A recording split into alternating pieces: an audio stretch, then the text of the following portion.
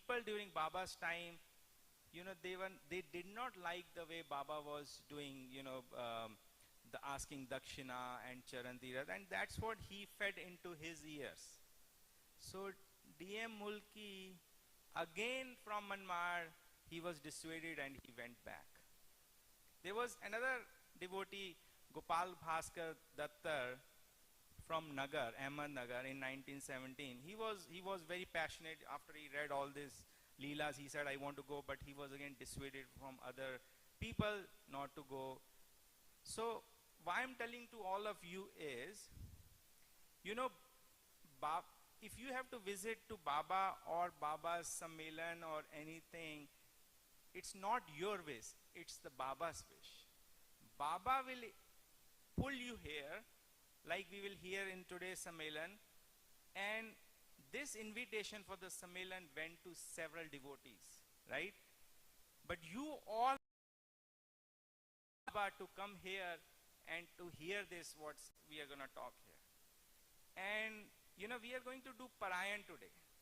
Now you read Satchit and you do it, but Adhyan is same as Shravan, and Baba is a very simple guru. Baba never gave any guru, vachan or anything, mantra to anyone. You have read in Pothi that Mausi came and she started fasting and she said, if you don't give me, I will not do. Baba said, Hamara gharana alag hai. Right? So Baba will give you answers to your questions through his Leelas, right? And that's what we are going to do today. You're going to hear from the families that have visited from India, how they heard from their forefathers about how Baba was, what he used to do. And we are going to cover everything which is not in the Pothi. And it's not that Hemant Pant didn't want to write that, but Hemant Pant wrote few chapters just before Baba. The rest of the stuff he has been writing in chits, right? So it was given, he wrote what was given to him, right? So today we are going to hear a lot of those Leelas here. And then another thing, now you have come to Parayan, you are the appointed devotees by Baba to come here. In Shirdi, when Baba was there was a tradition. Ek pratha thi ki if you have to go out of Shirdi, you need to take Baba's permission. Okay? So I'll tell you the Sathe ji. Sathe wala jinhone bataya tha, Sathe ji. Sathe ji was a deputy collector and he had to attend a meeting in Manmad with British big guy Curtis.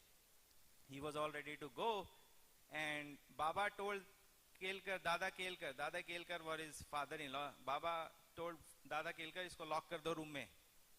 And Sathe ji was really shocked. He has a big meeting, he has a government job. If he doesn't go, he's going to lose his job. And he literally locked him for 2 days, and inside his mind is going on what's going to happen, Curtis, all that. And during those time, what happened, jab meeting hoti to, they will ship their tents and everything ahead of the time in the rail. And everything went there, and if the person doesn't arrive, it's a big nightmare to manage and bring it back. So he was really worried, and after a few days when they unlocked him, he came to know that the meeting never happened, it got postponed. Okay, I will give you another instant. Bhuti ji, he went to Baba's Dwarkamai one day, and he wanted to go to washroom, and Baba held him. He said no. 8 a.m. he went there. Baba said, you are not going anywhere outside of the Dwarkamai, and he never let him go until 10 p.m. and he said, Baba, now if you don't, there's going to be an accident here. Baba. Okay, so why I'm saying these things, again, this is not Baba didn't want them to go. There is a reason behind all this stuff. And why I'm telling you all this is, you have come here, leave everything to Baba. Don't worry what's happening in my home, mera bachcha kya kar raha hai, wo kya ho raha hai. Everything is here. Baba will take care of you. Okay, you attend to this, satsang, kirtan, and hear the Leelas, because I can promise you, when you go back to Shirdi next time, there's going to be different perspective. We did this yesterday in Scarsborough Mandir, right? We have other happening, and I will now give you the context, how we started this. So, Shama once asked Baba,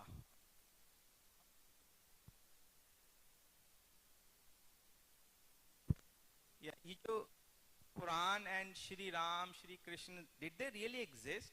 Baba said, they did exist. So he said, okay, so then how come where were all the wonders?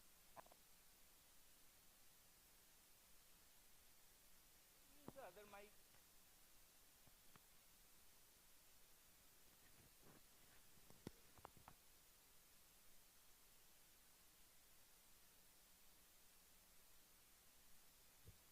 Can you hear me? Yeah, okay. So Shama said, Baba, you are saying they existed. So where was the Vanar Sena of Sri Ram sitting, when the bridge was made? So he said they were sitting like ants on the trees. So Shama started laughing. So Shama said, Baba, you are saying as if you have seen it. Baba said, I did see it. I was there. And you were also there. The difference is, you don't remember, but I remember all these things. Okay? And why I'm saying this is because 200 years down the road, 300 years down the road, there will be somebody who will question, did Sai Baba exist? Right? So what we started during COVID times was, we started an online session where we'll bring all the descendant families who had lived with Baba, and we captured them digitally through interviews in the same format you're going to hear today, what they heard from Baba. And you will be surprised, there's a wealth of information that is not in the Pothi, right? And we got that with Baba's willingness to each nook and crook corner of India, that I don't think it's practically possible to go there because of logistics, like Badlapur, Bala Sahib Dev ka ghar, and Pune, lot of places we went, Nagpur and everything, right?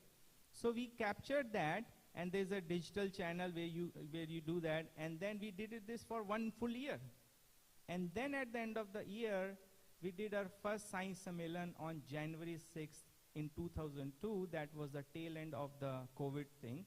We weren't sure how many devotees will come, but we did it, and there was a full house, very, very great response like it's today, right? And there were devotees throughout India, and we brought all the descendant families onto the one platform where they can physically meet. And that was broadcasted live on Saileela that day also, and like it's done today, and to US, Canada. So there was a desire from the devotees here in US and Canada that we should have the same thing here, and that's what we are doing today. Okay, so now what we are gonna do is, you heard about Dr. Sainath Gavankar, Dr. Anna Sahib Gavankar ji. We will hear some great leelas, right? He went to Baba. He was blessed by Baba in 1918, but there is a story behind that. How did he end up going there? And after that, you'll hear from Dr. Sainath Gavankar ji that they got actually the Baba Sakshatkar in their home. Anna Sahib Gavankar was a divine soul, because you will hear throughout this session that as you are with Baba, you actually keep moving on to the next level. Okay?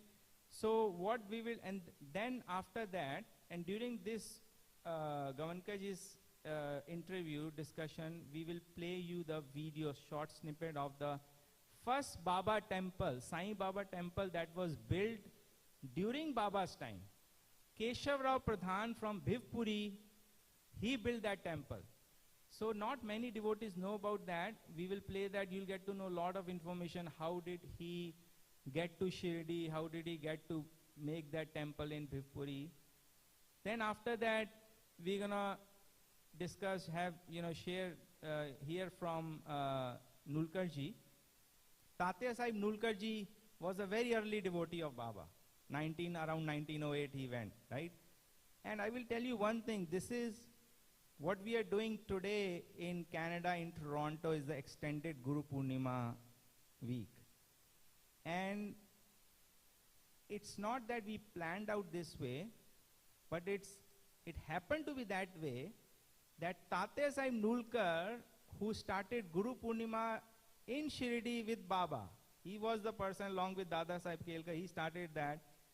His great-grandson is here on the same event this week in Canada. So it's very momentous that we will be hearing from Nulkar ji. And then we are going to have some short snippets of videos of a great devotee. I'm sure you all know Lakshman Mamaji. You know, when Baba did Mahasamadhi, the last puja that was done was by Lakshman Mamaji. He's from Vitthal Mandir. So his son Bappa ji, he spent quite number of years with Baba. Like, when we go to during summer vacations, we'll go to our grandparents' house, we'll play around and all that stuff. They were fortunate people who used to spend summer vacations with Baba in Dwarka Mai. Right? That's really great. So we will hear about the Vitthal Mandir because that's where Das Ganuji started Stavan Manjali. He wrote his Bhakta Leela Amrit and other books on saints. He started to do that. So Baba will not let Das Ganu in Dwarka Mai. He will say, no, go to Vitthal Mandir. Okay? So we will hear, see that short snippet video. And I think the great stuff we have, for you is, I'm sure you will wonder that, okay, I wish somebody would have captured the audio interview or video interviews of these devotees who actually lived with Baba. So guess what? It is there, and we are going to today play the audio interview of Bappa ji, who actually lived with Baba, and you're going to hear how Baba used to do, what he used to do. Okay? So that was done by a professor in Italy in 1985 as part of his thesis, but it never came out public until recently, 2 years back. And again, that's also Baba's miracle, why it happened. And then we, as part of the online thing, we translated that so that we can share it with our devotees. And then I'm sure we all, wonder how Baba looked. Baba lamba tha, chota tha, bada mota, right? So bring your imagination to rest, because Dr. Vaman Rao Nulkar ji, the elder son of Nulkar ji, they used to go with Nulkar ji, Tate Sahib Nulkar ji, to Shirdi. So they had a camera, and he took the picture of Baba, and Nulkar ji has the real negative of Baba, picture of Baba. So you will actually see how Baba looked, okay? And then, as a token from Baba to all of you guys, because you are appointed devotees coming here, all of you will get that picture to take home with you.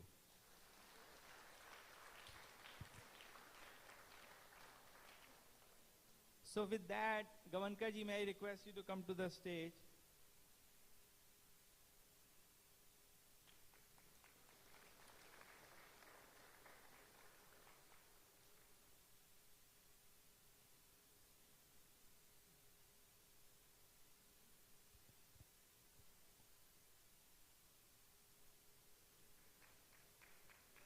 Sai Ram Gavankar ji. Okay. No, on. You have to on it. It's not on.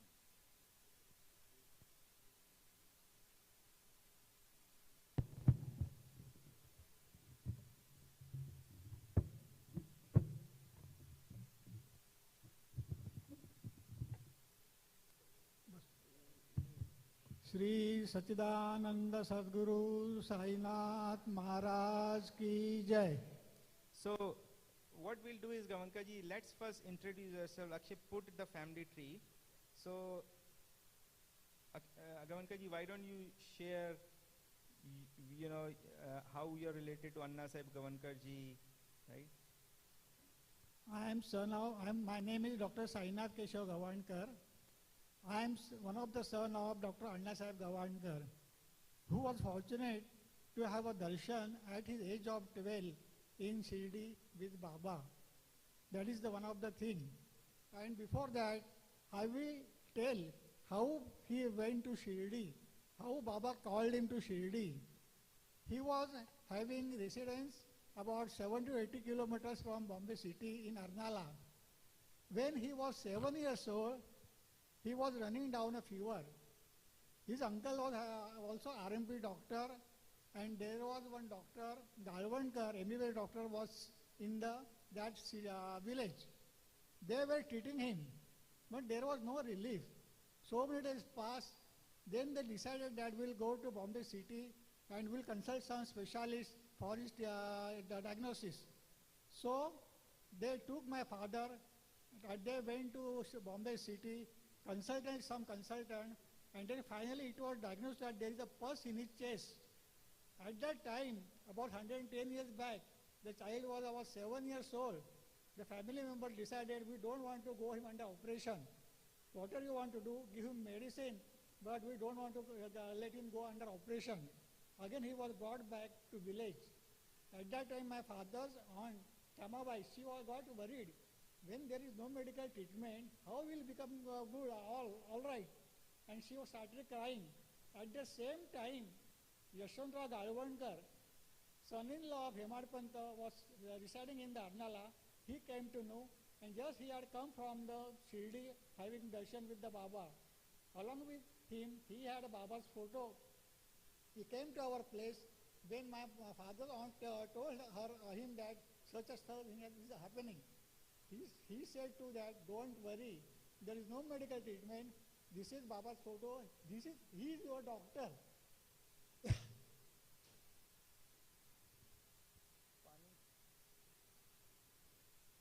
He is your doctor. Tell him that he will definitely cure the child. Then he put that Baba's photo on a platform. He asked, bring one coconut, put in front of Baba's photo, and Baba, get him cured. I will bring to him to Shirdi for your darshan with 5 share pedas. Accordingly, that night, when she was sleeping, in a dream she saw somebody fakir had come in their house. She got up. She saw there was nothing was there. Then she touched my father's body. It was cold and calm. She started crying. When in the afternoon there was so much temperature and her body is very cold. She shouted, she called the doctor. Doctor came back in the house and examined my father. He said to that, don't worry, child is all right, nothing is there, nothing, don't worry about him. He's good, his health is nice. He saw one sweat spot on his chest. He removed that shirt, and then he came to know the pus was oozing from the left side of his chest. That mark was there, I have seen that mark also. The pus was oozing out without operation. Pus was coming out. The doctor drained that pus and gave the treatment, and my father became all right.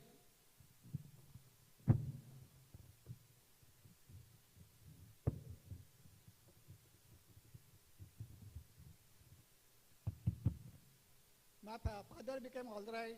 Then days passed, years passed. After 5 years, in 1918, they came to know that my father's aunt had vowed to Baba that I will bring him to Shirdi for his darshan.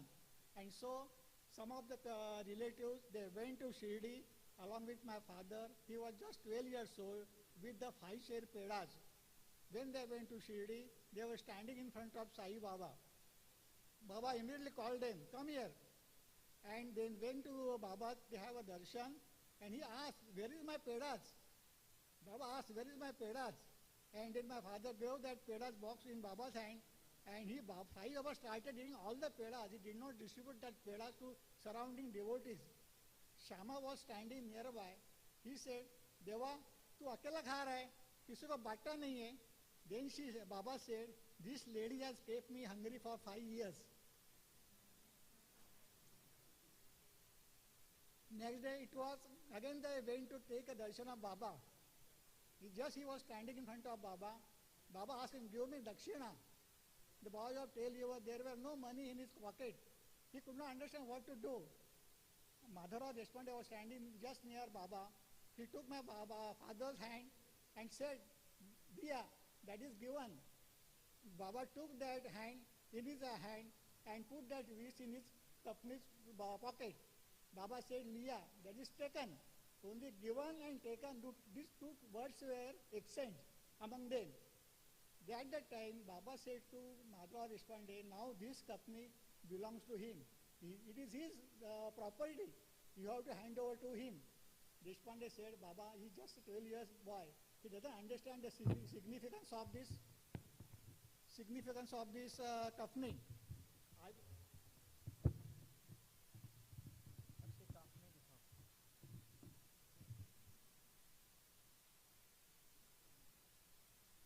I will keep it with me. Whenever he becomes young older, I will hand it over to him. Then in the October, Baba took Samadhi. My father was in college. He became a medical doctor. He became a medical doctor from the Nair Medical College and started practice. He got married. After marriage, again he had a fever for so many days. My mother came to know he had same problem during his childhood. So she said to him that we will go to Shirdi, we will have a darshan of Samadhi, you will get cured. And then they went to Shirdi. From there onwards, he used to go to Shirdi every year. In 1931... So Gavanka, sorry. So this company is with you? Yeah, this company is with our family. For so many years, from 1900, I don't know when it got back to Hameli, but it is there with our family. Okay, and then this happened, when Anna Sahib Gavankar went to Shirdi Baba, he was like, what, 12 years old? Yeah. Very small, and this event happened 5 years before, around when he was 7 years old, right? So, okay, sorry, go ahead. Keep going. So, again we started going to Shirdi. When we went to Shirdi in 1931, on Kojagiri, there were this Kakasa Mahajani and Yashwantrao Dalamkar doing their Kojagiri Jagran in Samadhi Mandir. They called my father and said to him, now we are becoming old. Here onwards, we are to continue this Kojagiri Purnima in Shirdi Samadhi Mandir. From there onwards, my father used to go to Shirdi to have a darshan of Samadhi Mandir. At that time, my father was living in a town. And before that, I'll tell you how Baba made the arrangement of his guru. His guru was Dr. Tambak Vittal Saman. He was Ganesh devotee. And when he had been to Baba's darshan, before Baba's Samadhi, he gave 2 rupees dakshina to Baba. Baba took that 2 rupees and said to him, I will send one boy to you, you have to teach him. Baba told that Ganesh Bhakta, Tambak Vittal Saman. This happened before Baba's Samadhi. My father was living in town, and at that time, what happened? In one day, in a dream, Baba came in my father's dream and told my father, I am in Kurla. Kurla was a suburb of Bombay city at that time. So, my father, along with some of the devotees, went to Kurla in search of Sai Mandir or any Sai devotee was staying there in Kurla. They went twice, but there were no Sai Mandir or Sai devotee at that time. Again, third time, they went in search of Sai Mandir in Kurla, but they didn't find anything. At that time, Mr. Masurekar was with my father. He said to my father, Doctor, there is no Sai Mandir, there is no Sai devotee in Kurla, we'll go back. But one saintly person is just staying opposite the chal. We'll have his darshan and then we'll go. So, both of them went to have a darshan of that saintly person. As soon as my father entered in that room, Tambak Vittal Saman was sitting in front of this room. He said, Are, tera Sai Baba idhar hi hai. Your Sai Baba is here. How he come to know that he is in search of Sai Baba? You see Sai Baba in me. You see Sai Baba in me, and accordingly, that Ganesh Vittal Saman gave a bija mantra to my father, and his spiritual upliftment went under his guidance. That is the thing, how Baba made his guru and my father. So Gavanka ji, let me share. You know Abdul Baba, right? You know, Abdul Baba was the devotee, he came very early to Baba in 1889, way before any other Chandrokarji came, right? So he was, and why I'm sharing with you about Abdul Baba is because how Abdul Baba came to Sai Baba. And you will see there is a pattern of things in lot of Baba's Leela. So Abdul Baba was from Nanded, and he had a guru, Fakir Amruddin, and Baba came in his Fakir Amruddin's dream and said, "Isko do aam do, give 2 mangoes to Abdul Baba and send it to me." So he did the same thing. He gave to him, and Abdul Baba came to Sai Baba, and jab Abdul Baba Dwarka Mai mein aaye, to Baba said, "Ah, kaua, mera kaua aa gaya." So what I'm trying to say is how Baba got Anna Sai, Guru, and Abdul Baba. There is a pattern. Lot of other leelas that we'll see, you can see this is all similar. You say how this is similar, and we will connect those dots at the end, how that is similar. Go ahead. Then I'll tell about how Baba's portrait came to our house. At that time, my father having a clinic in Chinchpokli area. There was the studio of Mr. M.D. Kamble, Madhusudan Kamble, the famous painter at that time, who made the first Lal Bagh Raja. He was the first person or a painter who prepared the Lal Bagh Raja. That tradition is going in his family. He made a good painting of Baba in his studio, and it was lying in his studio.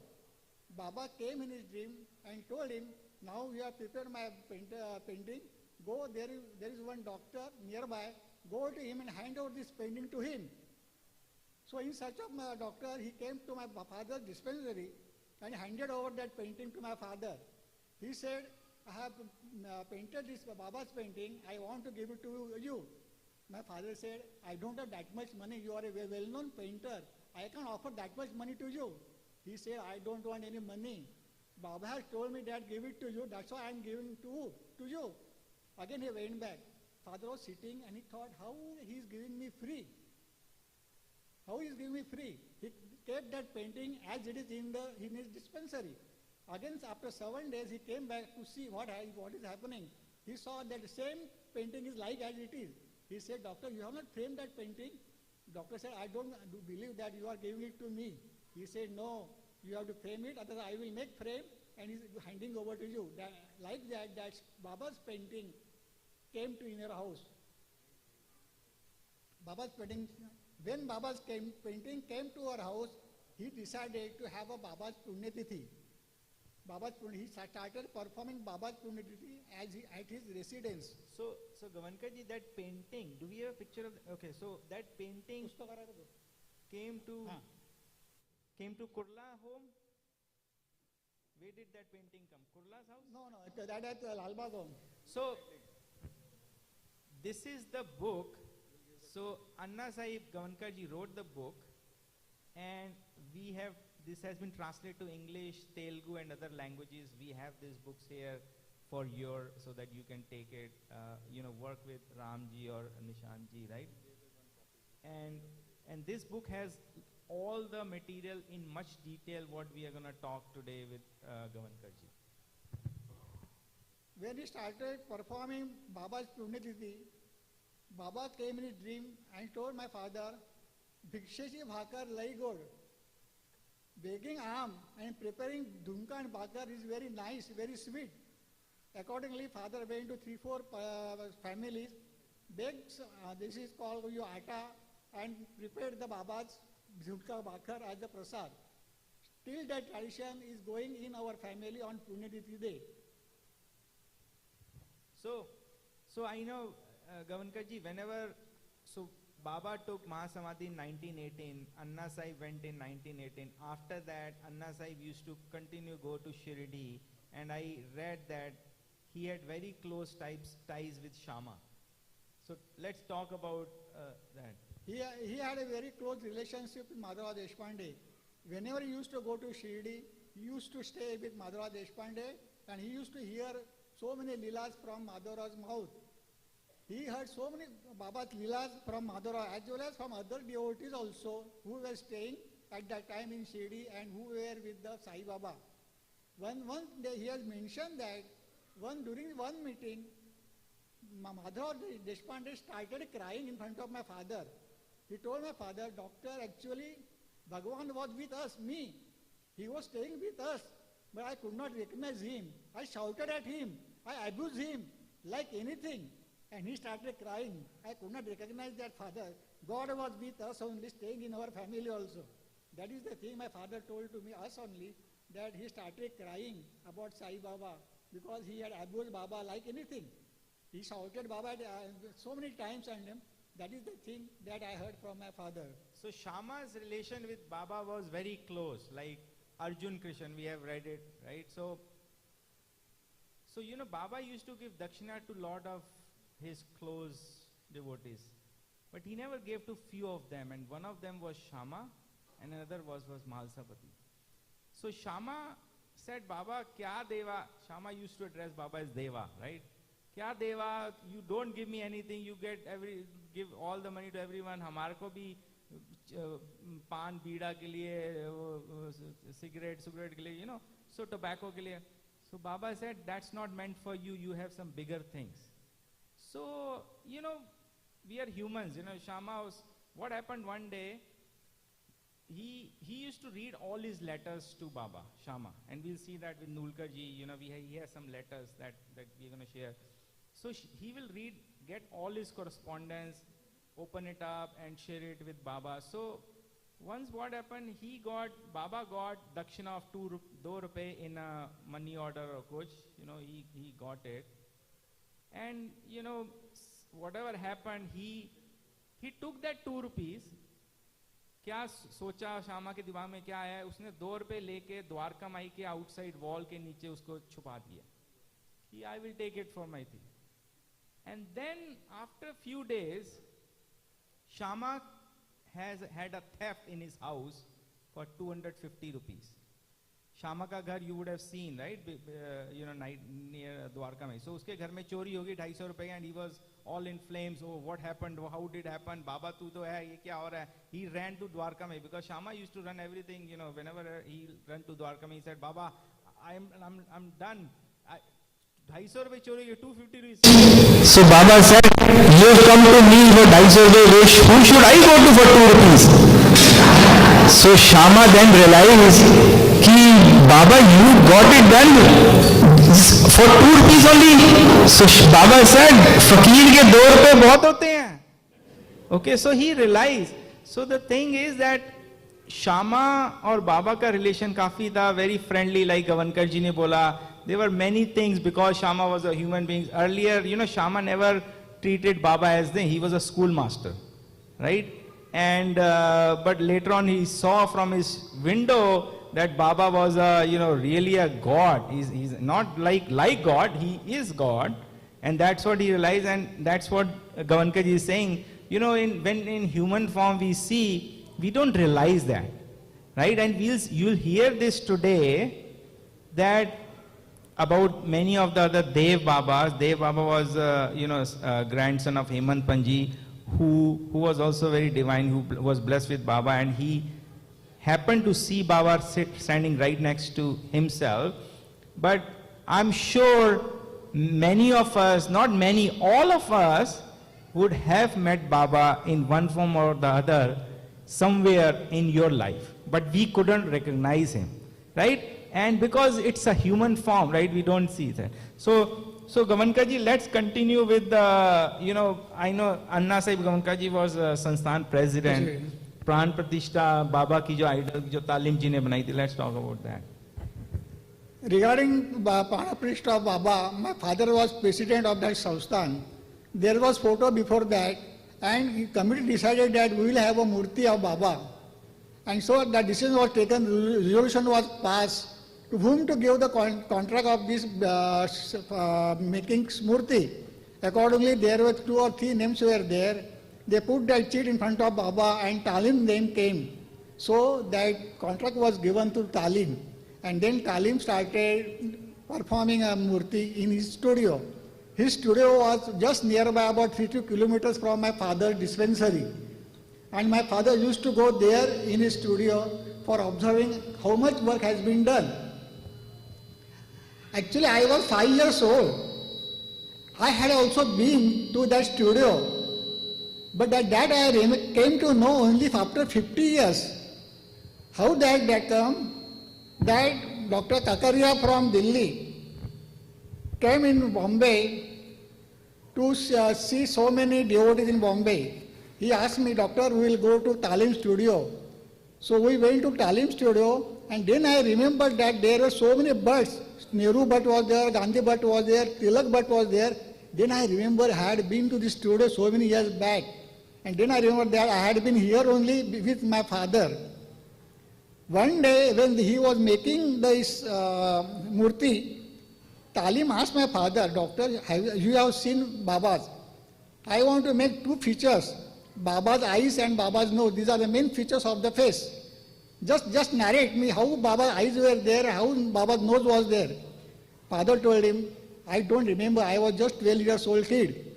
But Baba gave darshan to Talim in front of that statue, and see, I don't know, but he got the feature of Baba's nose and eyes. That came to my father also. Father went immediately to his studio and asked him, what happened? Then he told my father, Doctor, I was just thinking about Baba's nose and eyes. I saw one of the face of Baba. My father said, bring immediately Aarti. Since you got darshan of Baba here only, and perform, the Aarti was performed in that studio, it was the first Aarti, and I had seen that photo also. My father and Talim were performing Aarti of that statue. Then it was decided that who will perform the Prana Pratishtha of Baba's Murti in Shirdi. There were so many names. Deva Muhammad are there, some were there. Each one was interested. So father said, we don't have any discussion about it, we don't have any conflict among us. We'll put the names, whoever wants to do the Prana Pratishtha. So 3-4 chits were put in front of Baba, and my father's name came out.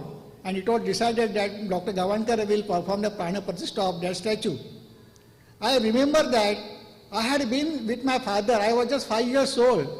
We had a bus from Kurla, and about 16 Brahmin from Thana and Kurla, we started going to Shirdi. During journey at Adgaon, our bus got punctured. We came down, the driver took that tire and went away. We had been bath also in nearby river. After some hours, he came back, again we started. One of the Brahmin asked, the driver asked, see, everybody is there in bus or not? Then all said, yes, everybody is there. But one Brahmin remained outside.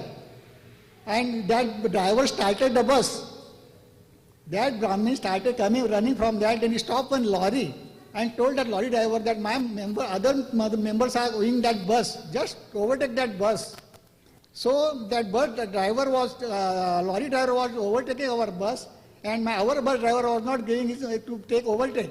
Finally, he took that lorry in front of my bus, our bus stopped. That Brahmin came down, shouting, abusing other Brahmin. You could not understand, I was behind us. And then he came in the bus. We went to Shirdi, it was late also. All were waiting. Still, doctor has not come, time is going on, and we reached there. At that time, Deva Muhammad was there. His wife was also very eager to have performed that Prana Pratishtha. She had so many jewelry on her body.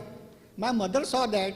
Mother said to my father, so since she is so much interested in it, let her do, let them do. No, father said, don't. Since Baba has taken my name, we have to perform that Prana Pratishtha. Let them do the puja in Samadhi Mandir, and the puja was done by Deva Mamledar. The Prana Pratishtha was performed by my father and mother. And the unveiling of the statue was performed by Sharananandaji.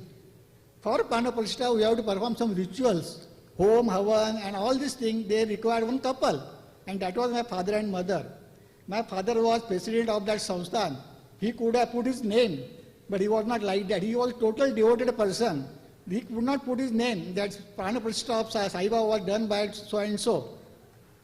My elder sister used to tell a friend, Baba's Prana Pratishtha was performed by my mother and father. One of the friends asked him, but there is no name of your father. There is no name of your father. How could we believe? Then he came to my father and asked, Anna, there is no name that you have performed this prana pratishtha. How they will believe?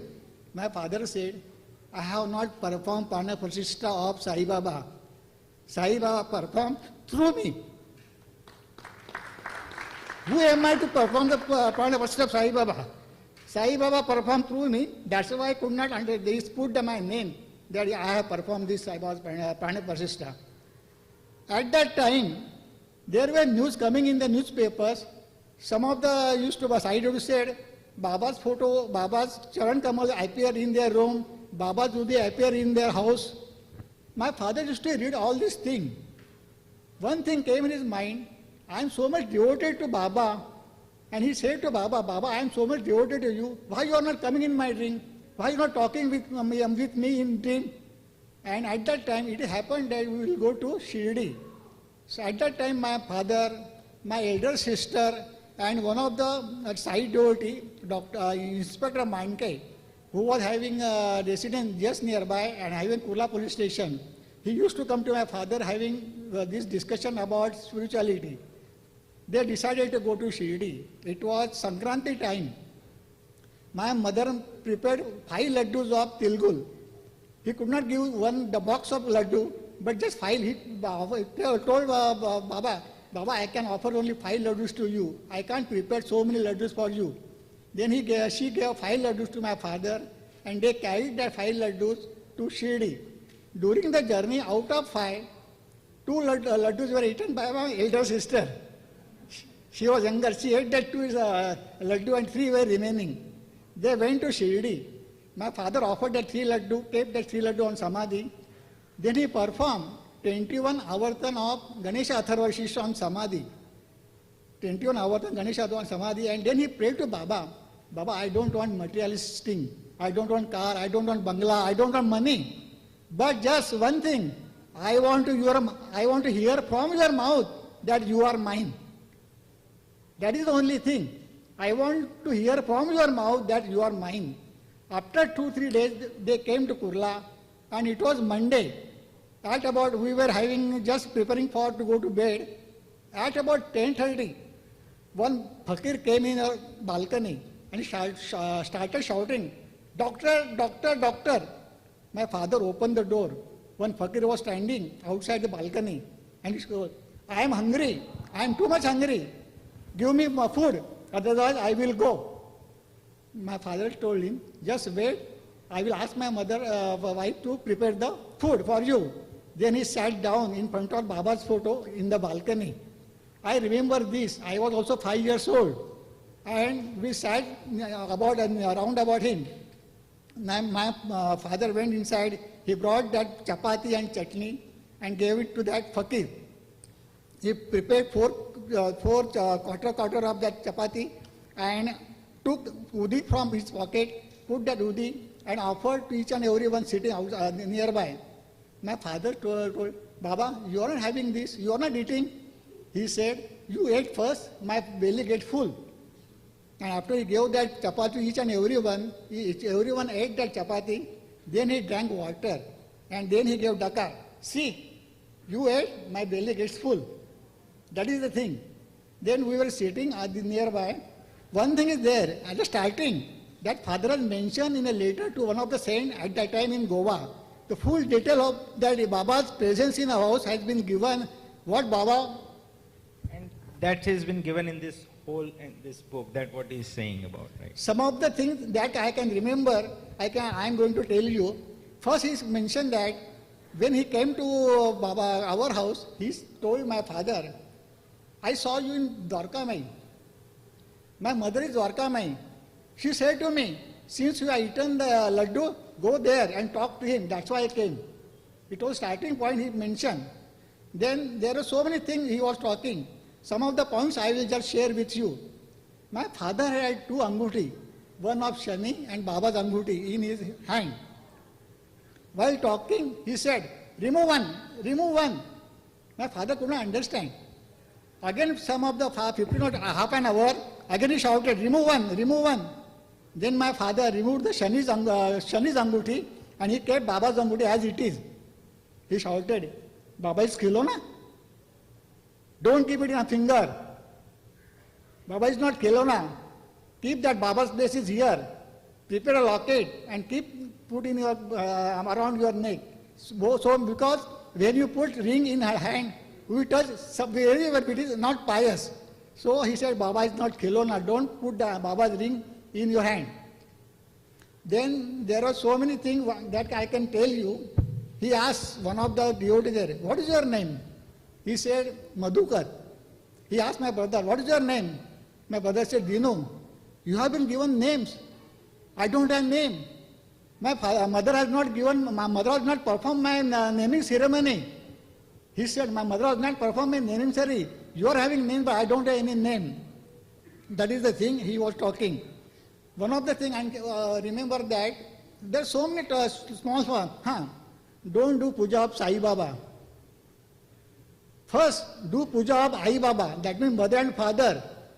Those who are not having a mother and father, they can go to Sai Baba. Before coming there, you see mother and father were given good treatment in your house. That he mentioned. Then come to me. But you see your father and mother first. Also share about the laddu. What? Which? About the laddus that Fakir said, I ate the laddus in the mandir. So the laddus that they took, it was only 3 laddus, right? No, when the 3 laddus were kept on the samadhi, he mentioned initially, I ate 3 laddus. There were 5, but I ate only 3. I got only 3 laddus. That's why I came here. He remembered, he told that story also. Okay, I got only 3 laddus. And this incident, you're seeing this chawl. This is the Kurla chawl. This has been demolished, but I'm sure many of you or few of you have fortunate to visit that. That is the place where that Fakir or Baba was sitting. We'll come to the. This is mentioned in a very touching way in this book, and this incident happened throughout the night. So Baba was actually came around what time? 10 o'clock? 10:30. And he left in the morning. So he was in this chawl sitting there throughout the night. So, yeah. He was sitting like this position only. He had an orange robe and one green handkerchief on his feet. That was there. My father told me, you are Sai Baba. You are Sai Baba. He said, I am not Sai Baba. Everywhere he said, I am not Sai Baba. Then in the morning, my father was doing his mantra jap in his mandir, inside mandir of this. We were sitting outside. He told to some of them, he's taking my name only. He's taking my name. Then one of the things is there. My father called my maid servant and he told Baba, he's our maid servant. He's so poor. Baba ke samne everybody is as it is, no poor and no rich. Baba के लिए सब same ही है. Anybody can come, anybody can take the darshan of Baba. ये poor है, ये nothing is there like that only. Baba said. So what time Baba left then? Then again in the meal time he went down for 10 minutes and again he came back up and he sat in front of us. Then early in the morning he started going out. So before that my father came and he didn't give he removed the whole cloth on his face. As he went away about 10 to 15 feet, he removed that cloth. My father said, Arey, Baba. And he immediately went down. My father ran behind him. And that fakir went immediately disappeared. Not only this thing, so many devotees used to come to our place. Out of that 2 to 3 devotees got a dream. And in their dream, Baba told, I had been to doctor's place. They came in our house and they asked my father, what happened? Then my father told that one fakir had been here. Then they told that it was Sai Baba only. Very nice. So let's talk about the Tata Memorial Hospital. Then my father used to go so many places having pravachan on Sai Baba. Once he had been to Nasik or Pune, I don't remember. After giving pravachan, one of the devotees told that one very good astrologer is just nearby, this Desai karke. Desai, his surname was Desai. we'll go there, we'll show your horoscope to that Desai. They went there, they talked to Desai, then my father showed his horoscope to that Desai, very well-known astrologer at that time. He just read that and then said to my father, Doctor, 31st July in your life is a turning point. 31st July is the turning point of your life. Then father asked him, whether it is good or bad. He said, I can't tell if it is good or bad. But 31st July is the turning point in your life. So, all that going on, after 3-4 months again he went to have a pravachan and he had some problem in his tooth. He came back in Kurla, but since a doctor, he had something is there, he said something is there. He went to ENT surgeon, he showed to the ENT surgeon. The ENT surgeon, doctor, don't worry, everything will happen, I am giving you treatment, it will get cured. But there was no relief after 7 or 8 days. Then one of the devotees, his relative was there in KM hospital, Mr. K.D. Desai, Dr. K.D. Desai. He was anatomy professor and his student was Prafulla Desai, was in Tata hospital. Then he was seen by K.D. Desai. K.D. Desai told my father, we'll go to Tata hospital and we'll consult Prafulla Desai. I went to the hospital, doctor examined my father. He did not diagnose that immediately, but he said, doctor, something is there, but don't worry, we will remove it. We'll operate it, we'll remove it. And then he gave a date, and it was 31st July. It was 31st July of the operation day. My father just requested, doctor, you believe or not, I don't know, but don't perform operation on that day. Make it on 1st of August. Then doctor started laughing. You believe on this thing? Accordingly, the operation date was kept on 1st August. After got operation, he used to tell, just I was lying down on operation table and when anesthesia given, I saw Yamdut coming to me. We are taking you. My father started, Baba, I am ready to come, but you have to come.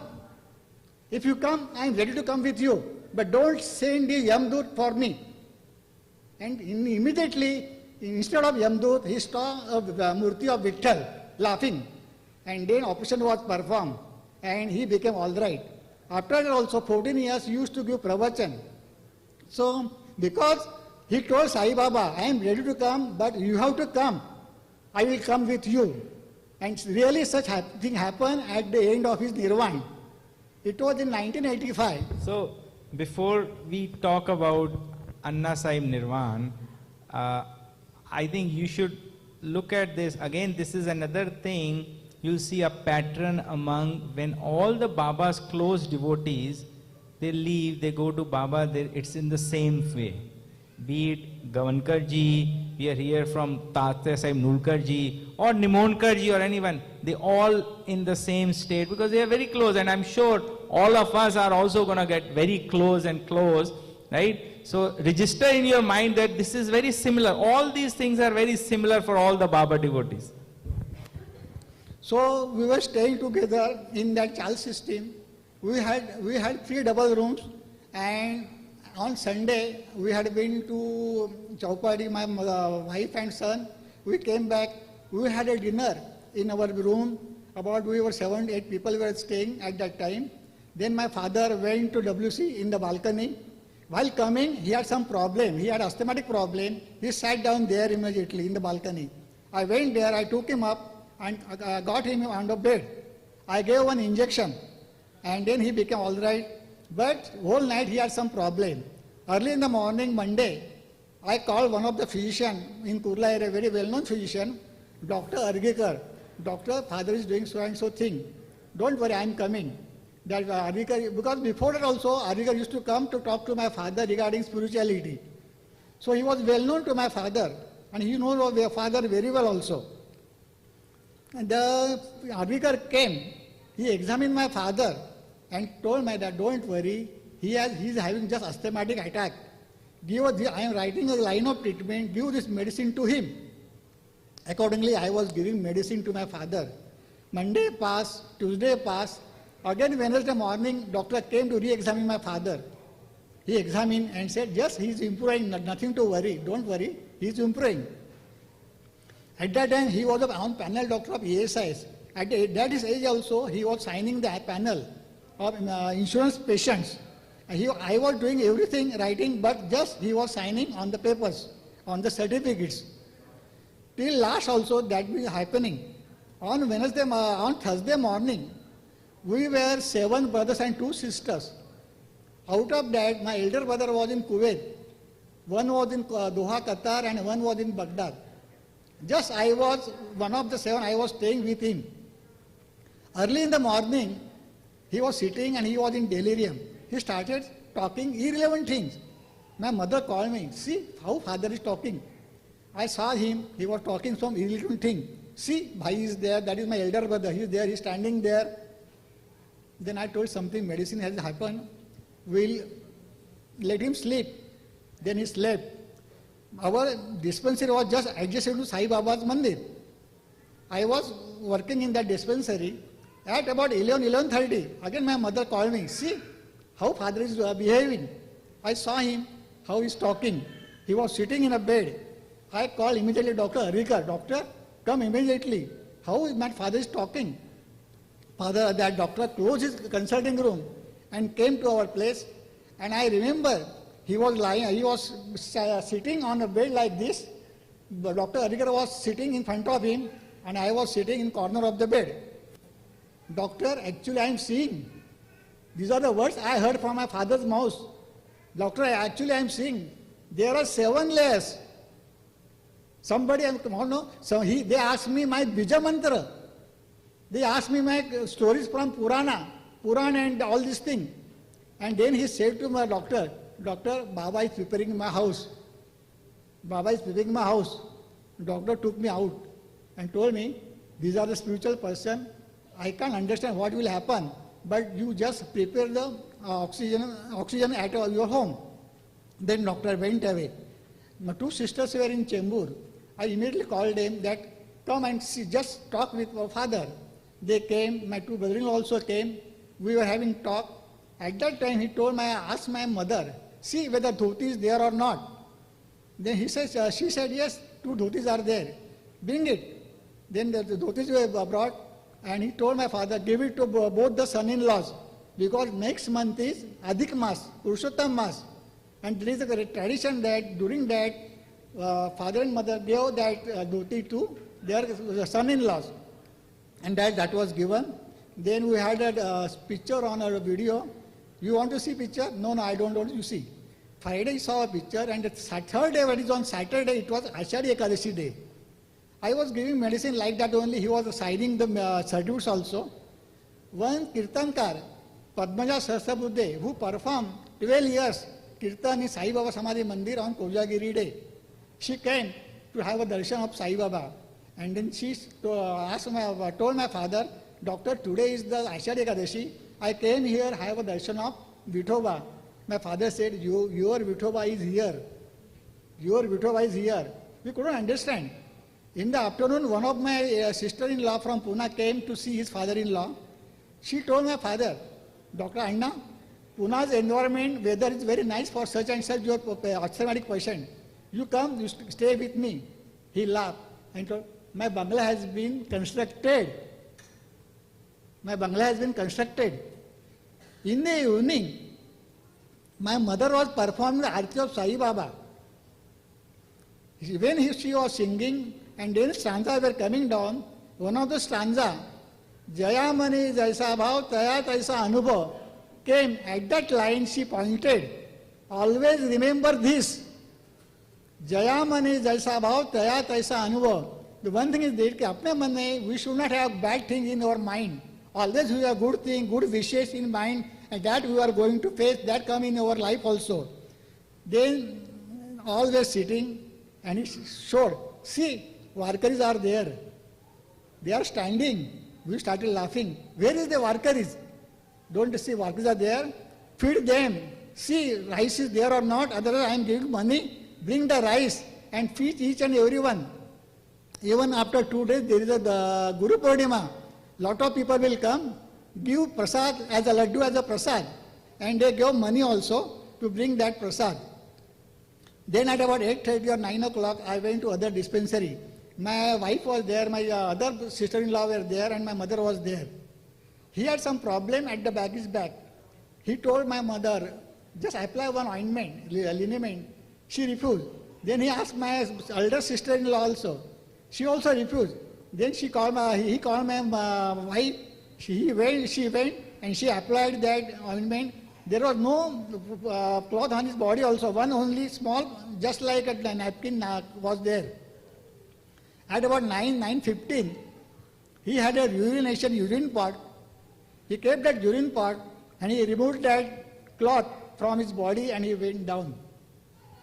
So, as body came, similarly body went, without any cloth on his body. At that time, my elder brother was in Kuwait, and they were talking among their friends. Our phone went to him. My brother said, see, some bad news is coming. And he got immediately that news, the father has gone. And my younger brother was in Baghdad. And there was a calendar of having Ganpati picture on that calendar. And that calendar fell down. So he struck, how Ganpati calendar fell down? Then he got the news that father has gone. Though because my father was a devotee, his guru was Ganesha Bhakta. Though his devotion was towards Sai Baba, but his guru was Ganesha Bhakta. And one of the, time is there? One of the stories that about Ganpati Bhakta, just I came in my mind that Arikar started having very good consulting room, new consulting room. He called his guru also, Dada Sane from Bilimora, but he was told he didn't come. Then he came to my father, doctor came, come to my dispensary, I am opening this Navin consulting room. But my father was there at Pune. After some days, my father came back to Kurla. That Dr. Arika came to our house. He took my father, along with I went also to his consulting room. He asked my father to sit on his chair. There were 3 or 4 photos were there. One of was Ganesh Murti, Ganpati ji, one of was Hanuman ji, Lakshmi ji, and one of his guru. He put flowers on each and every frame.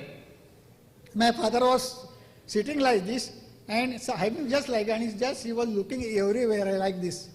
And immediately a flower from Ganesha Murti fell down. My father asked him, get that flower. The doctor took that flower, gave to my father, and he kept that flower in his hand and said, my work is over, now you can start consulting. And that is the thing I saw immediately in front of me. So many frames were there, but only flower from the Ganesh Murti fell down. That was a good sign. Very nice, very nice. So what we will do is, Gavankaji, this is really nice. So in the interest of time, what we will do is now we will play the Bhivpuri video, snort shipment. I will give you a very short summary of that. So Keshavrao Pradhanji was a bill collector in a finance company, right? And you know, like many people, he did not like how Baba was doing, you know, Dakshina and all that. So his friend used to ask him, we are going to Shirdi, come along with us. He said, no, I don't like. So finally his friend said, okay, you do bill collections, we'll go to Shirdi, you do bill collection from Manmad, Kopargaon. Aapka office ka kaam bhi ho jayega, and then you can take Baba's darshan. You don't have to do any charan tirath, anything. So he said, okay. So he went along with him. And Dwarka Mai, you know, it used to be crowded. When Baba's time, people were like insects. That time also. So Sabha Mandap to tha, it was crowded. So Keshav Pradhan was standing right at the corner because he wasn't very interested going to Baba. And Baba saw him. So Baba said, bring that rascal here. You know, Baba was very garam dimag aur unki bhasha to banda hil jaye. So he came there, and you know, one thing, Gavankarji, I think he must have talked, but Baba, when people used to go to Baba, when gives blessings, you know, there was a energy flowing from his hands into you, and there was a different way if Baba does this or this, right? And jab Gavanka, we'll hear more from Nulkarji and Gavankarji, jab Sainath Anna Sahib Gavankarji gaye to बाबा ने उनकी चोटी पकड़कर ऐसे मारा था. And Anna Sai was in, he said he was in a really good moment, right? He couldn't again. And same thing happened to Keshavra Pradhan when he went there. And you will see the real picture of Baba's. Baba's eyes were really piercing through. Okay, you can't look at him.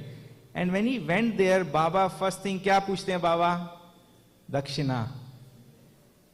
He didn't know he had 2,500 rupees in two pockets. 2,500 rupees that he had done the bill collection. एक pocket से निकाला, दूसरी से निकाला. Baba कहते चल जा. And he went, and then his friend said, what did you do? 2,500 rupees you gave, and then he realized, what did he do? How I'm going to go back to my Bhivpuri? Bhivpuri is a very small village. And, I'm sure I strongly encourage you should go there. But, it was all Baba's weaved up thing. Some devotee came, he gave him the ticket to Bhivpuri, right? But, वहाँ जाकर problem solve नहीं थी. There was a bigger problem. How is he going to return 2,500 rupees to his employer? So he said, for now I will call in sick. So he called his employer and said, ki I will not come for next few days. I'm not feeling well. But his employer said, okay, that's okay, but I'm very proud of you. You did a great bill collection of 2,500 rupees. That's already been deposited with us. So, 200 years down the road, if you are hearing this, you will see, oh, this is a story, this doesn't exist, but this does exist. We are hearing right from the people who actually did that. So, that was the turning point for Keshavra Pradhan. Like many other devotees, he started going to Shirdi. And, Baba will turn away some of the devotees, like, Machindargarh mein man ko bhej diya tha. So, Baba told Keshavra Pradhan, you don't have to come here again and again. So, Baba gave him a bas relief of his image, like Hemant Pant ke ghar mein aayi thi, Hemant Pant ji ke ghar mein Holi ke din aayi thi Baba ji ki. He gave him that image, bas relief, and he said, take this and set up a mandir in Bhivpuri. So, Keshavra Pradhan ji wo leke उन्होंने भिवपुरी में एक छोटा सा मंदिर वहां बनाया 1916 में. That was the first Baba's मंदिर during his lifetime, right? But उसके बाद भी केशवरा प्रधान thought, Baba is joking that I shouldn't come, so he kept again going there. बाबा ने कहा समझ नहीं आता, बाबा ने हड़का के बोला आगे से नहीं आना, तो he never came. But after that, he felt he missed Baba. So he was sick also. He said, Baba, give me your Sakshatkar. I want to. So Baba actually gave him Sakshatkar. And where he gave him, there he put the Tulsi Vrindavan. You'll see in the video. And, there are many incidents about that, but in the interest of time, we won't, talk about much. But a must visit Shirdi Mandir. It's like old Shirdi. And you'll hear from his grandson also, Gajananji.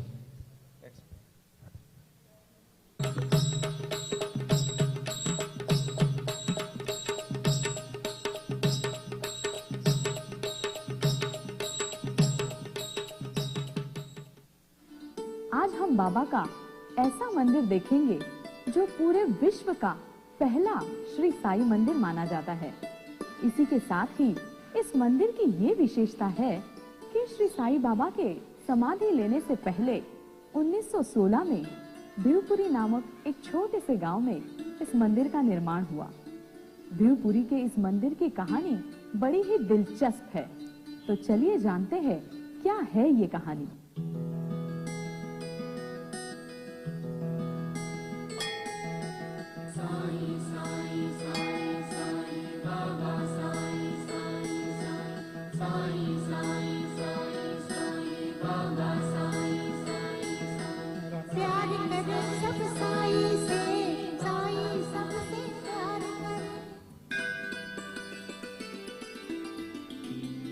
इरादे लाख बनते हैं और बन के टूट जाते हैं. कीड़ी वही आते हैं जिन्हें साई बाबा बुलाते हैं. बिल्कुल कुछ इसी तरह बाबा ने भिवपुरी उकरुल गांव में रहने वाले श्री केशव रामचंद्र प्रधान जी को शिरडी बुलाया. हुआ ऐसा कि प्रधान जी ने पहले कभी ना तो बाबा के बारे में कुछ सुना था, ना ही बाबा को कभी देखा था। प्रधान जी के एक दोस्त अपने साथ उनको शिरडी ले गए। जैसे ही प्रधान जी ने बाबा को देखा तो मानो चमत्कार हो गया, लेकिन फिर भी वे बाबा से थोड़ी दूरी पर ही खड़े रहे। माध्यान्ह आरती के स्वर प्रधान जी के कानों में गूंज रहे थे और मानो वे बाबा के अधीन हो गए। प्रधान जी बाबा के पास गए और बाबा ने उनसे दक्षिणा की मांग की। प्रधान जी ने भी झट से अपनी जेब से 2500 निकाले और बाबा को दे दिए। उस समय ना तो उनके ध्यान में ये बात आई कि उन्होंने जो पैसे बाबा को दक्षिणा स्वरूप दिए वो तो उनके किसी साहूकार दोस्त को देने थे, और ना ही उन्हें इस बात की खबर थी कि अब उनके जेब में कुछ नहीं था। प्रधान जी मुंबई तो पहुंचे, मगर मन ही मन में उनको एक बात खाई जा रही थी कि उस साहूकार दोस्त के पैसे कैसे और कब दे। उन्होंने मन ही मन में सोचा कि उनकी जमीन का थोड़ा टुकड़ा बेचा जाए और पैसे वापस कर दे। उन्होंने अपने दोस्त को तार भेजा कि वो बीमार है और कुछ ही दिनों में पैसे भेज देंगे। 8 दिन बाद उनके हाथ एक तार मिला जिसमें लिखा था, तबीयत का ख्याल रखना, 2500 जमा हो गए। ये पढ़कर प्रधान जी जान गए कि ये तो बाबा का ही चमत्कार है। बस यही वो क्षण था जिसने प्रधान जी को बाबा से असीम श्रद्धा और विश्वास के साथ जोड़ दिया था। जैसे बाबा के प्रति प्यार और लगाव बढ़ता गया, वैसे ही उनका शिरडी आना जाना बढ़ता गया। प्रधान जी जब जब शिरडी जाते तब तब बाबा को अपने घर भेवपुरी आने का आमंत्रण देते। बार बार उनकी ये विनती सुनकर बाबा ने उनको अपनी खुद की मिट्टी से बनी एक प्रतिमा दे दी। बाबा ने प्रतिमा देते हुए कहा कि इसे ले जाओ और अपने घर के पास एक मंदिर बनाकर उसमें इस प्रतिमा की स्थापना कर देना, और ये विश्वास रखना कि मैं हमेशा इस प्रतिमा के रूप में वहां रहूंगा। इसके बावजूद भी प्रधान जी जब वापस शिरडी बाबा से मिलने गए तो बाबा ने उन्हें शिरडी आने से मना कर दिया और कहा कि भेवपुरी को ही शिरडी समझना, और वही उनसे मिलने का वचन भी दिया। बाबा की आज्ञा का पालन करते हुए प्रधान जी ने अपने घर के पास ही बाबा की प्रतिमा की स्थापना की और बन गया यही वो साई बाबा का पहला मंदिर।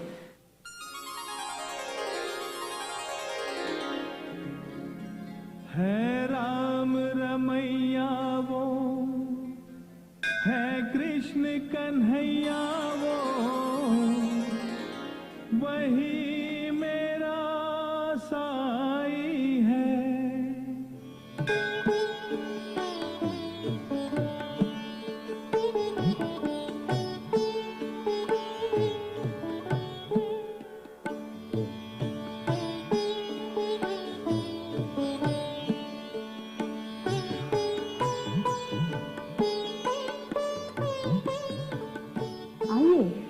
दर्शन करते हैं उस सुंदर और विलोभनीय प्रतिमा का, जिसे स्वयं बाबा ने अपने हाथों से श्री केशव जी प्रधान को भेंट किया।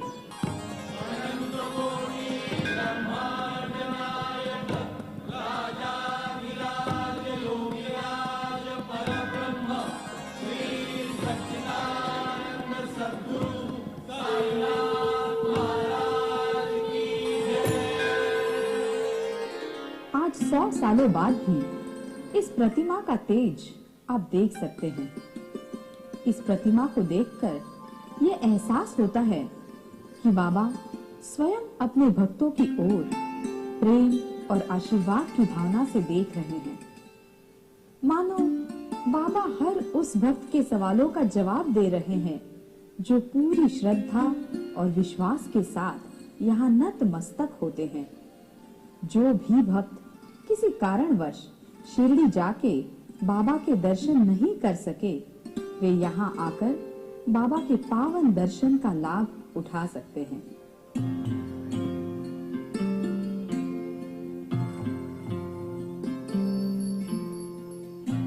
जैसे शिरडी के द्वारका माई में बाबा ने अखंड धूनी जलाई है, वैसे ही बाबा चाहते थे कि कि यहाँ भी अखंड धुनी हो, और इसीलिए बाबा ने सपनों में आकर यहाँ धुनी जलाने का आदेश दिया। 7 अप्रैल 1949 में श्री रामनवमी के शुभ अवसर पर ये धुनी जलाई गई। साई सच्चरित्रकार श्री हेमाड़पंत दाभोलकर जी के दोहिते परम साई भक्त श्री वालावलकर जी ने इस धुनी को प्रज्वलित किया, जो आज भी अखंड जल रही है।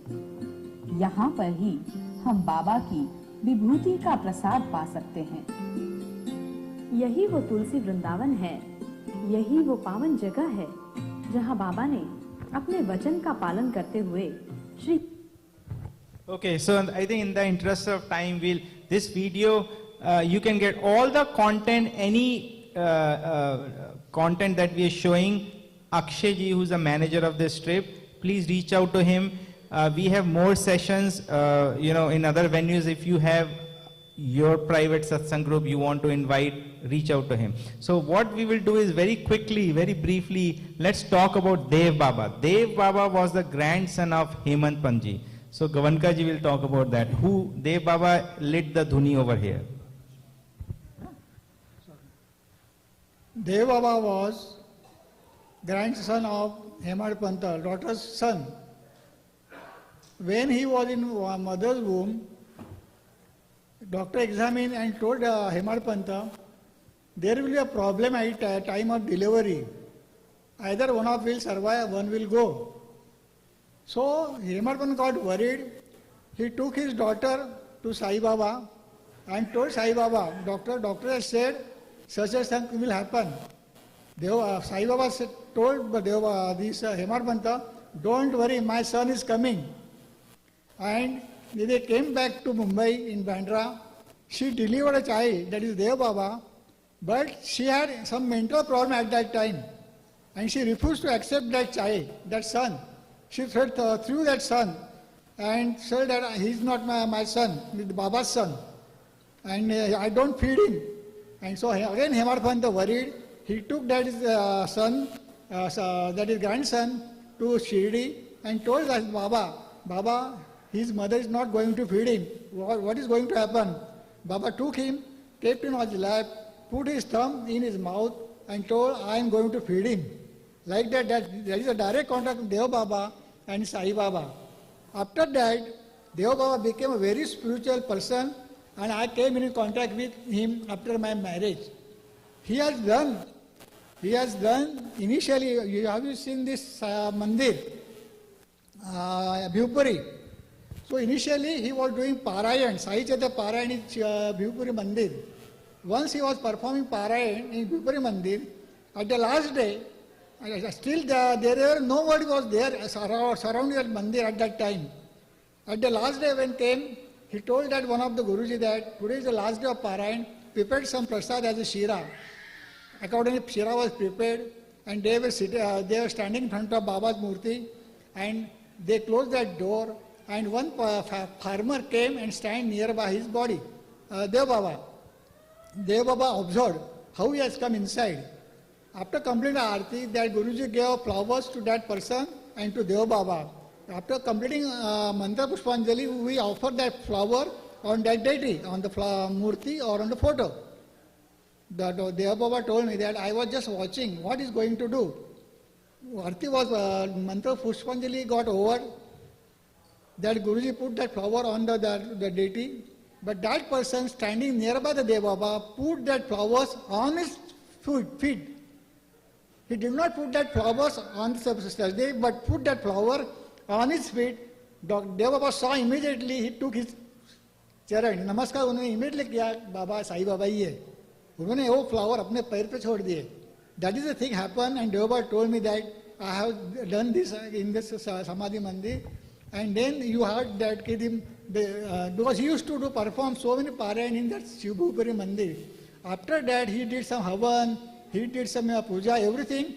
He has a very good mandir in Ambarnath, very big mandir and having Sai Baba's statue, Sai Baba's photo. Another is Samartha Swami photo and another Humnabad ke Manik Prabhu photo. Once I had been to him, I asked him, Baba, Bhau, I know your relation with Sai Baba, but what about photo of Swami Samartha? He told me, doctor, at that time, since I was the grandson of Hemant Panta, I used to get permission to do this what is called meditation or this in the Samadhi hall. At night, when I was in that process, I saw Swami's murti, Swami's face on the Samadhi of Baba. That's why I am having Swami Samartha's photo in my house. Another story is there about this also, but there is no time. He did everything. He did puja, parayan, and he went to so the top level. Very good top level, and he had so much space.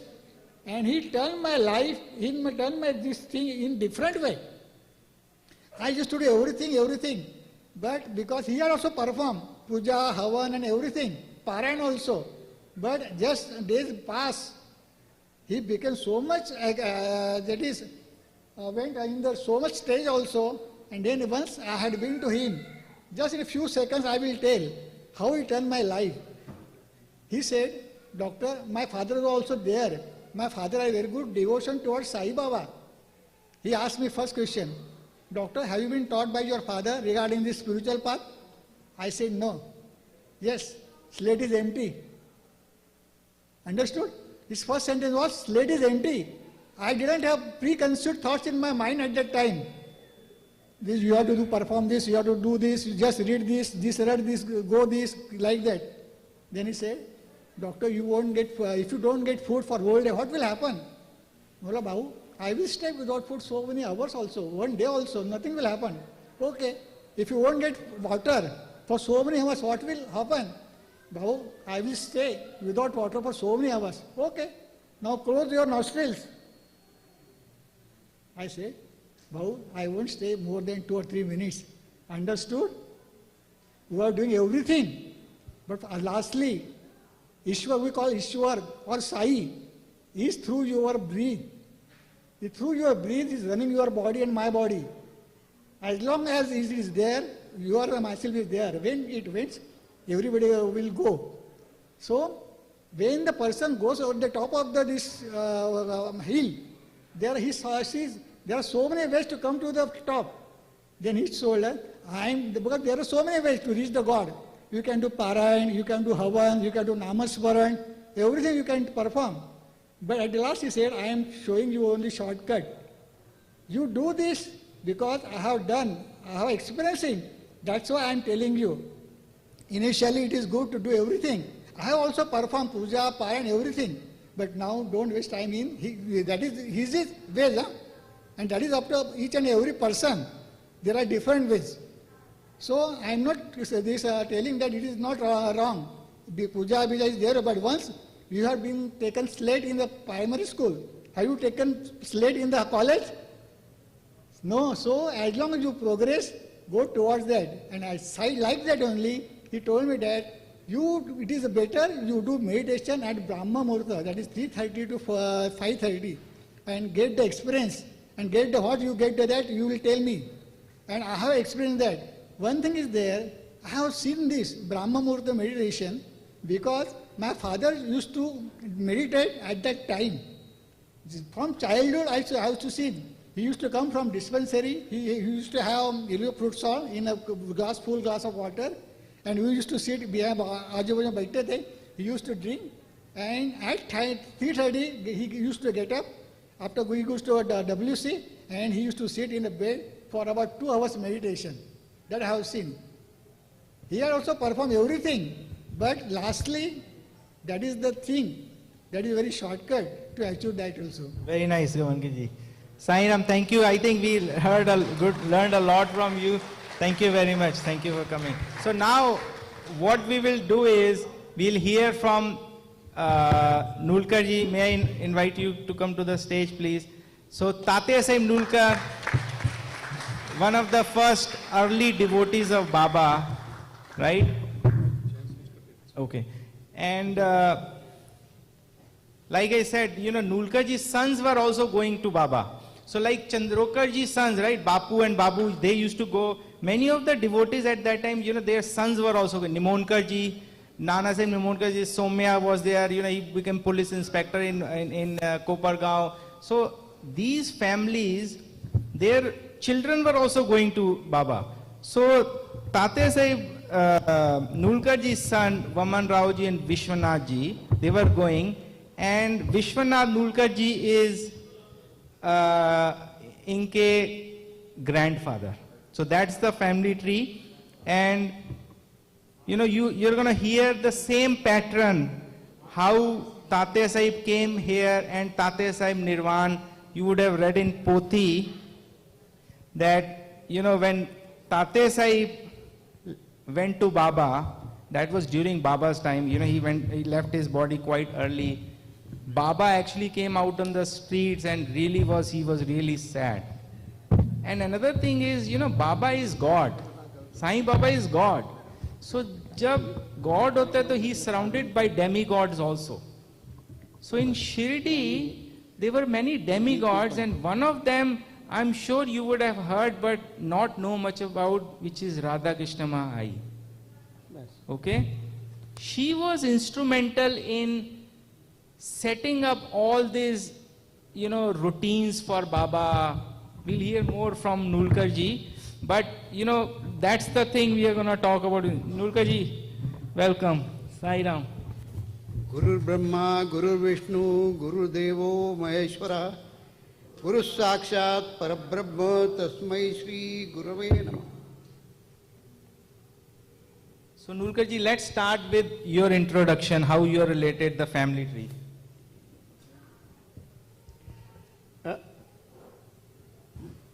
I'll start with my great-grandfather's father, that is Tata Sahib's father. That was Dada Sahib Nulkar. I'll give a brief introduction about him because his career was very illustrious here. And thereafter, Tata Sahib, of course, had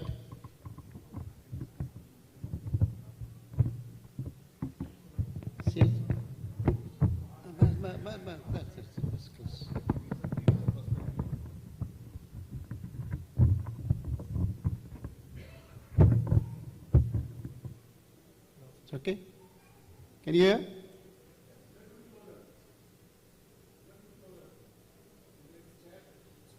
Slightly.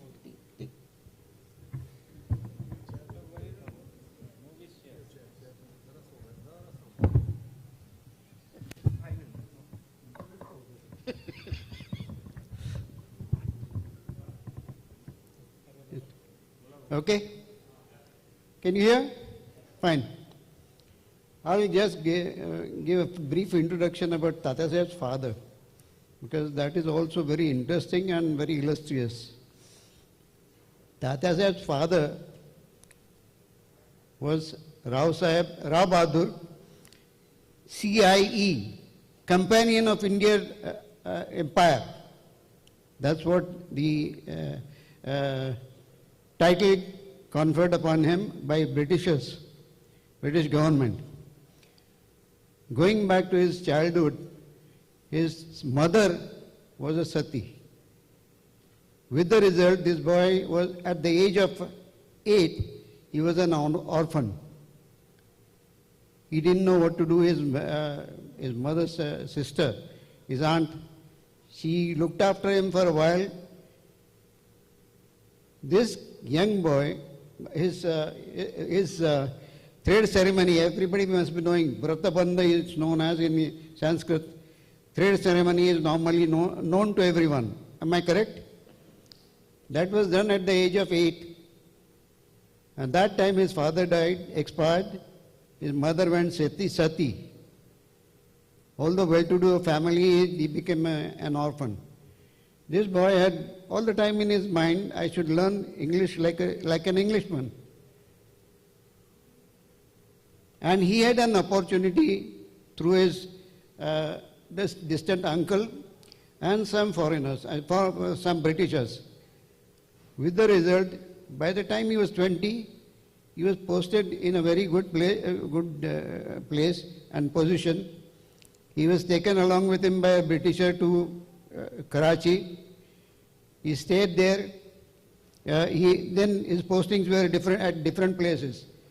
Although he did not have any formal education, but his experience and his work was very well appreciated by the Britishers. I won't go into detail, but I'll give you one extraordinary thing which he did in those days. In 1891, it was a big problem about sati was removed from this thing. A law was done, no more satis by Ram Mohan Roy in Bengal. But the age of marriage was not decided. With the result, there were many problems. I won't go into details. He was the instrumental person who raised the age of marriage to 12. Standards of those days, age 12 was much more. And that was all against the Indians and the locals, including Lokmanya Tilak. You must have heard the name. And he was dead against him. But he did that, and with the help of some Britishers, and even there was one Bengali advocate who was also against this law, but he did it. And 91, the law was passed that age of marriage was raised to 12. This was the doing of Tata Saheb's father.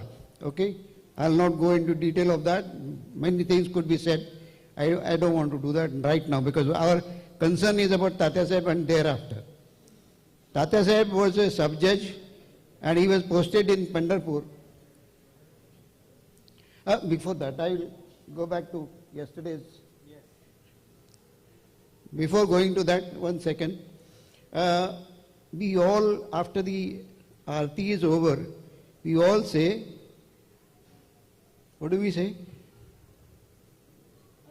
Ananta Koti Brahmanda Nayaka Rajadiraj Yogiraj Satchidananda Sadguru Sainath Maharaj ki jai.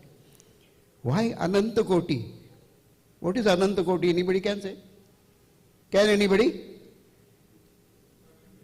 Huh? Infinite, yes. Ananta is infinite. But Koti, what is Koti? Not the figure. Huh? Types. Ananta Koti, types, all species, all human beings, everything is included in Ananta Koti. Brahmanda Nayak and then Rajadiraj. If he is Rajadiraj and you are coming here in his darbar, and how darbaris come to a darbar? Well dressed, in good attire, and with all bowing down to Rajadiraj. Am I correct? Please keep this in mind. I don't want to explain on this subject, but what you do and what your people coming over here do, you think about it, act accordingly. Please. You are in a foreign country, so your behavior, many things are different than what you could have done in India. But he is Rajadiraj and you are following him, so do what he wants you to do. Am I correct? I don't want to go further in detail. Am I correct? Yes. Okay. Now, about Tata Saheb, he was a sub-judge. He was posted in Pandharpur in the year approximately 1906-7. And then there was another government official, Nana Saheb Tandorkar, whose name you must have heard in the Pothi or Satcharit. Both being government servants, they had access to each other and had friendship. Tata Saheb, before meeting Nana Saheb, he had an occasion. He had studied Upanishads, many scriptures, not Vedas. But of course, he knew what Vedas were and no, because Vedas are all over, through Gita, through Upanishads, everywhere. So special study was not done, but otherwise he was quite accustomed to all these things. And also, he had met number of gurus. Now, at this juncture, I want to say gurus only. Everyone knows what is guru. We don't have saints. Huh? We don't have saints. We have got gurus. And we have got shishyas. You may call them disciples. But shishyas of guru. Because we have a tradition of guru and shishya. Saints have no tradition. Am I correct? Perhaps you may not think about it right now, but think over when you go home. Saints have no traditions, but gurus have. So I come back to my subject. Both these government officials had access to each other, had some friendship.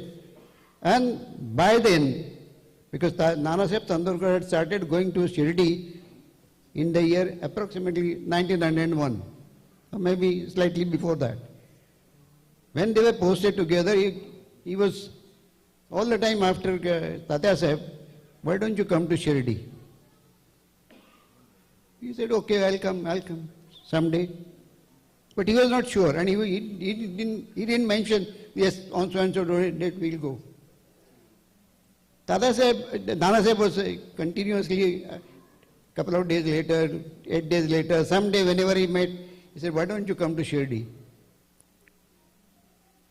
So one day, Tatya Sahib decided, okay, I'm ready to come to Shirdi, but I have got 2 conditions.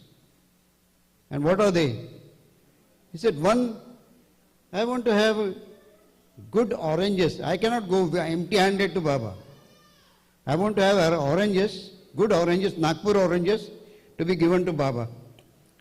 And he said, second, I want to have a cook, and that too a Brahmin cook. Because Shirdi was a small town. And whenever in those days, government officials moved always with their family. He said, I will take a cook. Whatever cooking needs to be done, we'll do it ourselves. And we'll stay there, meet Baba, whatever you want me to do. He said, okay, fine. If that is done, will you come? He said, yes. The very next day, one fellow landed at Nana Sahib's place by evening or sometime. And he said, what do you do? He said, Sahib, I want to have give me some job. He said, what do you do? He said, I'm a cook. Immediately, Nana Sahib wrote a chit and sent him to Tata Sahib. That was done. Next morning he went to Tata Sahib. He said, your one condition is fulfilled. He said, why one? Even second one also. He said, what do you mean? He said, look at this. There were 2 big baskets full of Nagpur oranges with no consignor name. This was the first thing that could have taken place in the life of Tatya Sahib. But this was not the only one. When it was mentioned about Baba, it was Baba Chamatkar to him. Before that, he had met many other, that I'll show you later, just a little later. But this was the first thing. So Nana Sahib immediately asked him, so now when to go? He said, we'll go as soon as possible. And that was month of January. They decided to go. And the first meeting with Baba was on 14th January, that is Makar Sankranti Day. Sorry, that year it was 15th January, I think. 15th January it was Makar Sankranti Day, 1988. So both, Nana Sahib was also there, Tatya Sahib's family, 2 sons, mother and wife,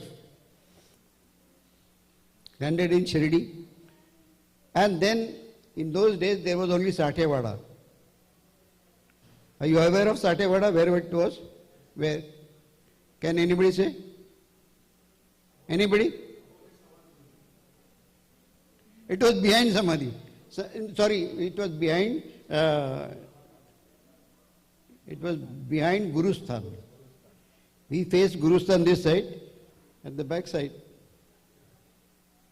The Satya Vada was there. And of course, in between there was nothing, rough road to Dwarka mine. They landed over there, kept their luggage, and all of them went to Dwarka mine. In those days, masjid.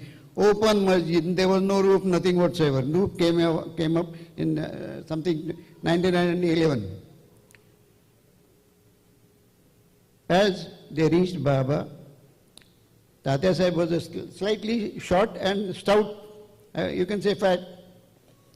He sat down to bow down to Baba. Baba, as usual, small railing, you must have seen it. Everyone must have seen it. That is as it is. At least the front show. A small railing was there. Baba used to sit close by. And Tatya Sahib sat down, and as he was about to bow down to his feet, Baba suddenly put his hand on his head. Hand was full of udi. Baba used to give udi in fistful udi, not pinches. He just put pinch on our head. But Baba used to give udi in fistful. Well, that used to come from Duni, that was right before, in front of him. Hand was full of udi, and he kept it on his head. The moment it was done, Tatya Sahib went into trance. While he was sitting, he was in a delirium sort of thing. He was about to fall or something. That's what the others could see. Nana Sahib was there. His two sons were there. So he was about to fall, but again he came back. In a few seconds, he came back to normal. Then he did his puja. It was only in those days, no further puja, just a few flowers or something put on the feet of Baba. And that's all it was. So that was done. And these people came back to Satyavada. My grandfather, he was just about 17, 18 years, because he was about to join college. And his elder brother was a doctor by then. There was difference of 3 years, but he had already completed his doctor from Bombay. And my grandfather asked Tatya, what happened to you? You were about to fall. And Tatya had tears in his eyes. He said, what to tell you? It was such a feeling I cannot express. It was such a joy. It was beyond comparison. It was beyond explanation. This was the first meeting with Baba. And this was the first incident and last incident with Shirdi and Baba. In first incidents, giving a trance samadhi was the one and only example. I won't boast, but it so happened. Before that and after that, no such incidents has taken place. There are others, number of them, good ones. I can tell you also a few of them, but this was the first incident with Tatya Sahib. After that was done, people had evening, they had meals and everything. By about 9:30, Nana Sahib and Tatya Sahib were in Satyavada. They were close to each other's bed. Tatya Sahib suddenly got up in his bed. He was fond of eating betel nut, pan. Everyone knows. So suddenly he thought of it. The moment he thought of it, there was a boy carrying 3-4 pans in his hand. He said, who are you? Who has sent you? He said, Baba sent me. Baba sent me. Without knowing Baba, how the path has come. And Tatya Sahib, although he had no doubt about it, but it was confirmed. He was none other than the God himself. The very first evening, first meeting, first evening, this was the incident. Thereafter he continued, and although he was doing a job in Pandharpur, the family used to come and go. To whenever they were, because in those days the courts used to have a lot of holidays, 3-4 days, only continuous holidays, they would come and go back. So meetings with Baba continued, but in the first meeting another thing happened. Dada Sahib told Baba, because he was in Pandharpur and there was a dispute of, Pandharpur is a very well-known place, everybody must be knowing about it. Pilgrimage used to takes place. Recently it is over, and it is known for pilgrimage of Vithoba. There was a dispute between the pujaris of Vithoba, who should perform the puja. And that dispute, that case was with Tata Sahib. Tata Sahib gave a verdict, but in his own mind he felt that what I have done is not correct, because the pujaris were not happy with the verdict. So he was not very happy about it. And he told Baba, Baba, I have given the verdict against the God, Vithoba. He said, I don't want to do it further. And Baba immediately said, so it be. So will it be. Aise hi hoga. Same thing will happen. And it happened later on. It took some time. He went back, came back so many times, several times he came back over there. Next year, 1909, in the month of July he was there. On Saturday morning, as he got up, it was 3rd of July, 1909, he got up in his bed and suddenly he thought, oh, today is Guru Puja, Guru Purab, Guru Purnima. So he immediately informed his wife, both his sons. He said, today we will perform puja. And he went and told Baba also, after bath and all, he went with his plate with flowers, everything ready. And Baba said, okay. Luckily, immediately the message was sent to Tata Kote Patil, Radha Krishnai name you must have heard. Am I correct? Radha Krishnai? No? Those who do not know, they must not have read Sai Satcharit. Please do read it. Radha Krishnai, then a number of others. Sate, not Sate, Jog and others. Nimodkar, they came. Even Shama was given a message. When Shama came, Baba said, there is a pole, you must have seen in the masjid, that Dwarka Mai, where Baba used to sit, there was a pole, standing pole, wooden. He said, you carry on with puja of this pole. He said, no. If I have to do it, I will use, not pole. And Baba permitted it. So that day the puja took place, and it was at the hands of Tata Sahib. And Tata Sahib asked his sons, because they knew about the Aarti which Adkar Sahib had done. The Aarti which you sing, Aarati Sai Baba, that was done by Mr. Adkar. So they knew it by heart. So that day the Aarti also started. Previously there was no Aarti. Baba would not allow anyone to put the sanded paste also. Marsapati used to apply paste on his throat. That's all. But that day regular puja started. And the Guru Purnima started from that day. Next year also it continued. So it was at the hands of Tata Sahib Nulkar, the first Guru Purnima took place, and these people. One important thing about Radha Krishnai, she wanted to come inside. Baba wouldn't, she never entered masjid, that is Dwarka Mai. But that day she wanted to come. It was first Guru Purnam. Baba did not allow her. She stood at the gate of Dwarka Mai and sent her plate through somebody. But her Guru Puja was accepted by Baba. That was the incidence of this Radha Krishna.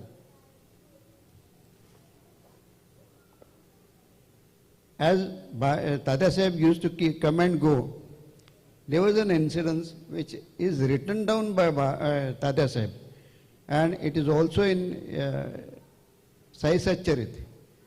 Once he was going back from Shirdi to Pandharpur, and he took permission. First of all, Baba wouldn't allow, and why he had come, sorry, I forgot. As Tata Sahib chose Baba as his Guru, his son, my grandfather, he was just about 17, 18 old. He was about to join college, and his admission was also done in Deccan College, Pune. And there was a Principal Bain, who was the principal of Deccan College, who was a friend of Tata Sahib. His admission was done, also a hostel admission was done. But at the same time, my grandfather at that age thought, I must also have Guru like Baba. Then there was a dispute between father, mother and grandmother. This young boy, if he goes, what will happen? He is yet to be married, a number of things, his education is to be completed. There was a big fight in the house, fight in the sense verbal. Finally, Tata Sahib allowed, his grandmother allowed. This is my grandfather and grandmother. You have not shown the Tata Sahib's wife? This is my great grandmother, Tata Sahib's wife. Okay. So there was a fight in the house. Finally, he was given the okay. First, he visited Nasik because that was his first deity, Sri Ram in Nasik. There are two mandirs in Nasik, Kala Ram, Gor Ram, a white Ram and black Ram.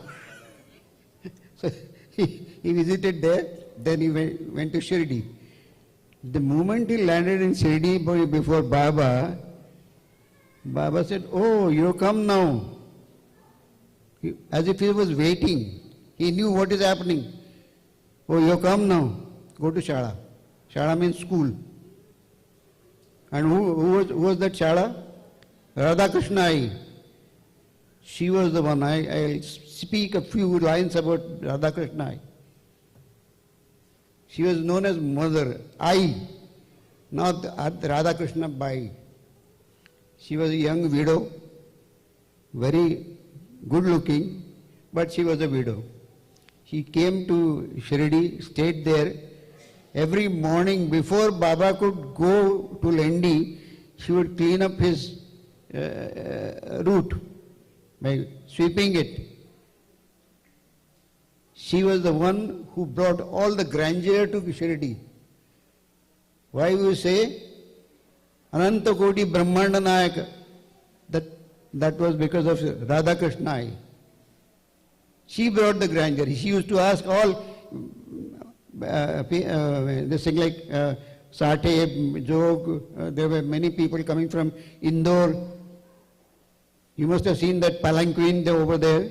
You must have seen, there was a horse also, Shamakarna. And there is that the palanquin is of sandalwood. That was given to Baba. Baba never sat in it. But people wanted him. And that was at the behest of Radha Krishna. He should be treated like a Raja, Maharaja. That was her condition. And that's what she taught to everyone. And many people, much more elder to her in age and experience and education, they also used to call her I. It is written down in their memoirs, which are with me, but they are in Marathi. That is not known to everybody, but that we'll see how it can be conveyed to you. All used to call her I. Unfortunately, due to some reason or the other, it is no more mentioned anywhere in Sansthan. Sorry, I'm sorry for that. You may not come to know about it, but it is there. No name of Radhakrishna anywhere. But she was the one instrumental for all this grandeur in Shirdi. Okay, so my grandfather was sent to school to Radhakrishna, and he had great regard for Radhakrishna, which he has mentioned in one of his, one of his, not Arti, and whatever he had written about her. And thereafter, few days he stayed there, my grandfather. Then Baba sent him to Godavari river, which is about 8 kilometers away. He was asked to stay in a shack, asked to build a shack and stay there, all alone, cook his food, stay there. A few days later, few months later rather, Tata Sahib and his mother, because the mother was also coaxing Tata Sahib, why Visu is staying there? His name was Vishwanath. Why Visu is staying there? Why don't you bring him back? This time I'll come with you, I'll ask Baba and we'll bring back Visu. So she had come with him. But Tata Sahib written a letter to Sardar Mehkar in Nagar. He came along with them. At Kopargaon you have to cross Godavari river, known as Ganga only. They crossed the river, then for darshana of Baba they were coming. Suddenly, as they were coming up the slope from Godavari, Tata Sahib saw young Sai Baba. Something was on his head, headgear sort of a thing, and he was wearing white dhoti and whatnot. Sardar Mehkar started laughing. He said, don't you know he is your own son, Visu? He was surprised. He says, what is this? What is this? How come Visu has come here? Then Sardar Mehkar told him, Baba has asked him to stay here. And Baba comes here to give him some instructions. Instructions means some sadhana was being done by my grandfather, and Baba was his guru to ask him, giving all instructions. What is to be done, how it is to be done, what not, which we did not know. We came to know only after the death of my grandfather. Though all some letters and other things were available to us after his death. So till then, our grandfather never allowed us to know anything about himself. Although he was a good actor, number one. He used to sing bhajanas also. And he used to make Baba stand in front of us. We were very small. But whenever we talked about Baba, Baba was in front of us. That sort of acting he used to do. So, Nulkaki, you want to show now? Yeah, later, I'll come. So this is how it happened. And after that, the whole paraphernalia came to Baba in Shirdi. And great-grandmother, Tata Sahib's mother, she, in first meeting only, she told Baba, Baba, I have come to take Visu. Baba, in his own way, just Second day, same thing. All the time she was after Baba that my grandson should come with me. He should not be allowed to stay here. And because number of things, every grandmother or mother thinks that my son should grow, he should go have some good education, get married and whatnot. Normal thinking of human being. And Baba, this went on for 8 days. Baba wouldn't, and he wouldn't allow them to go back also. He wouldn't allow them. And by Tatya Sahib was absolutely calm and cool because he was firm in his mind. When Baba says, okay, go, then only I'll go. Otherwise, I wouldn't move. So he didn't mind about it. After 8 days or so, Baba allowed them, and he asked them to bring some prasad. So 2 rupees barfi was brought, arti was done, all that prasad was given to only to the family. And then Baba permitted, okay, you can go. But while going, Tatya Sahib went further. He went out of masjid. He was ahead, and the others were following him. At that time, Shama was called. He said, Shama, one more thing, he said, I'll just express the same thing in Marathi and then I'll translate it. Challi ka matari handi madki gyun. Handi madki means utensils. Matari is old lady.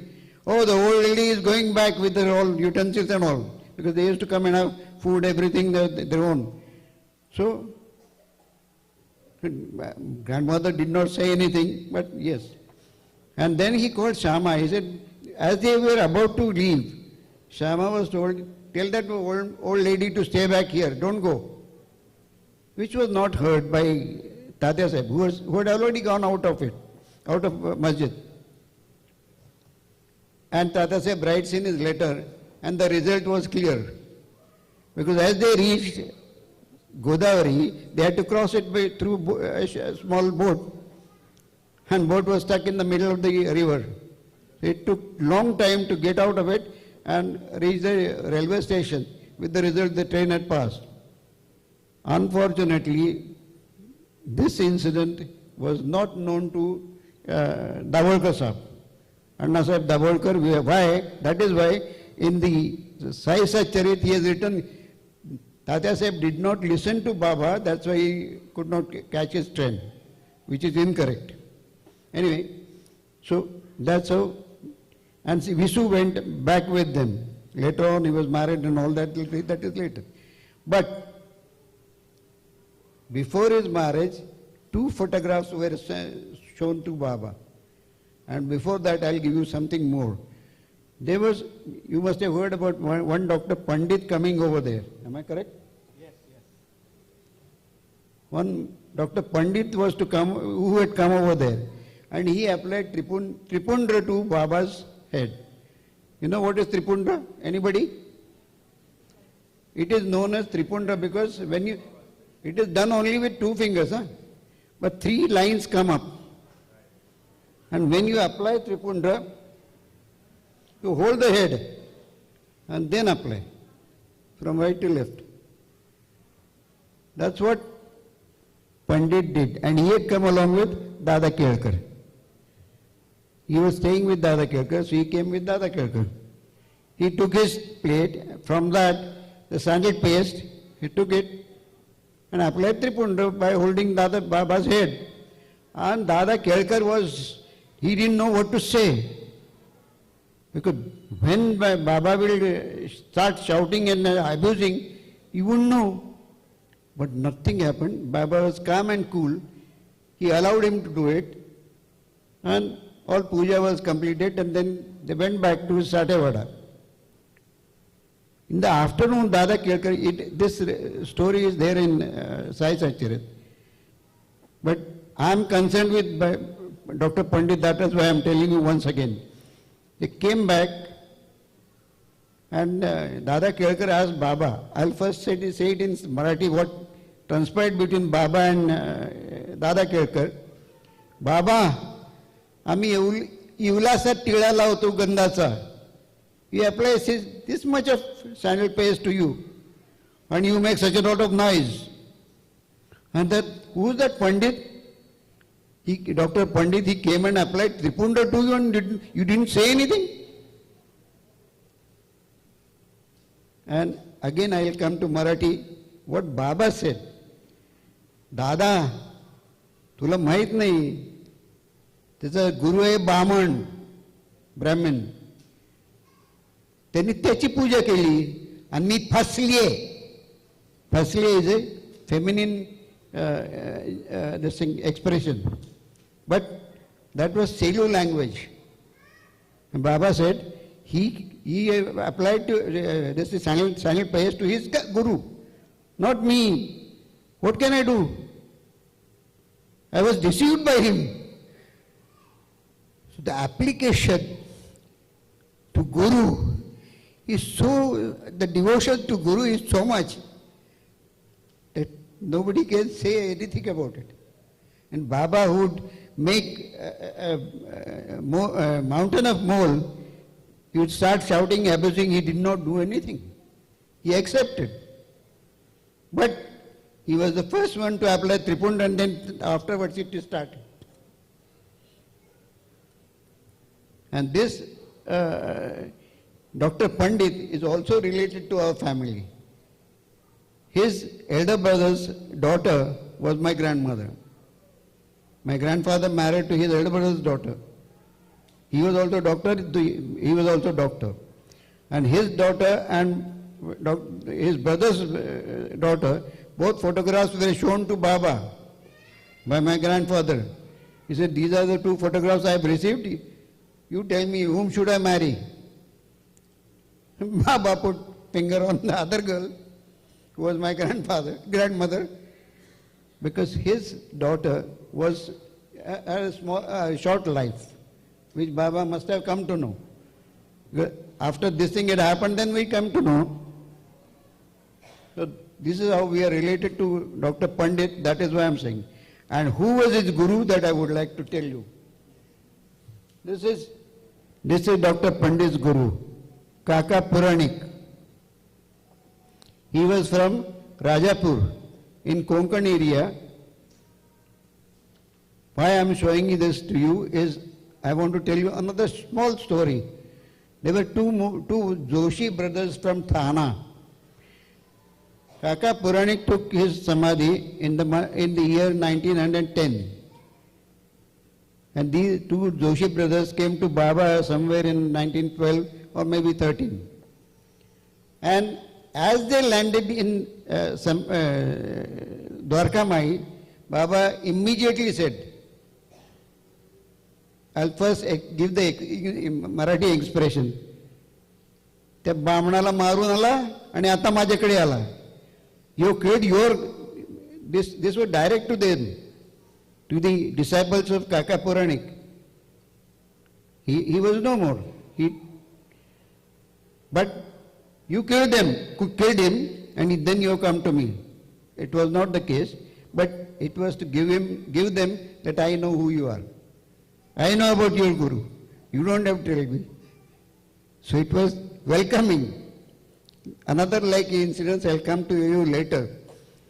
So this is how Baba used to talk to people. There were many such things Baba would not convey directly. When 4 or 5 people, maybe some more, he always used to give some example or some story or something which was known to one of the crowds. Someone in the crowd had some problem or he must have done something wrong, so he used to give some story to somebody else. A small example I'll tell you.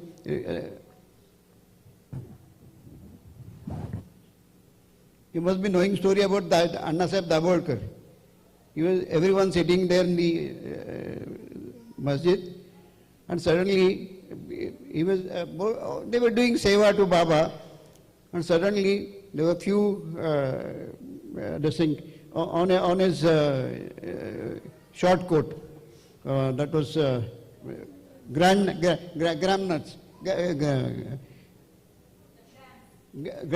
sorry, not nuts, grams. And suddenly he said, he started fooling him. He said, I know you must be going to the market and eating yourself alone, all alone. He was slightly annoyed. Anna said, he said, no, I never do this thing. He said, I know, you are doing this thing. And finally, Baba asked him just one question, and this is important for all of us. Whenever you put in your mouth a morsel, Do you think of me? Very important. Please always remember, whenever you eat anything, think of Baba at least once. There were many such incidents about that coconut also brought from Rajamandri. But I'll stop. I'll not get into details of this. I'll come. No, but let me share another thing on this, very important. Whenever, like he's saying, Baba said, whenever you feed yourself, feed me. So Chandrokar ji, he was very disciplined. Chandrokar ji was very disciplined. So Chandrokar ji has a niyam कि before he will eat, he will give it to crows. So Baba कहते थे कि उनको भी दो, तो वो ना for many years he has been giving, but crows never came. So he had always that thing, Baba ये करता तो हूँ मैं आते नहीं. So once he went to Baba and said, Baba, look, I am following, I feed, this before I feed myself, but nobody comes. Baba said, you don't know, insect, छोटी चींटियां जो आती हैं वो आके खा जाती है, तो उसमें क्यों लगा हुआ है, right? So it doesn't matter you feed anyone, सब बाबा सब में है, छोटे insect, कौवे, कुत्ते भी बाबा, because that's what used to happen in Dwarka में, everyone, Baba used to feed from his, जो निवेद्य आती थी उसी से सबको, सब उसी में से ही खाते थे. So I think that's very relevant point.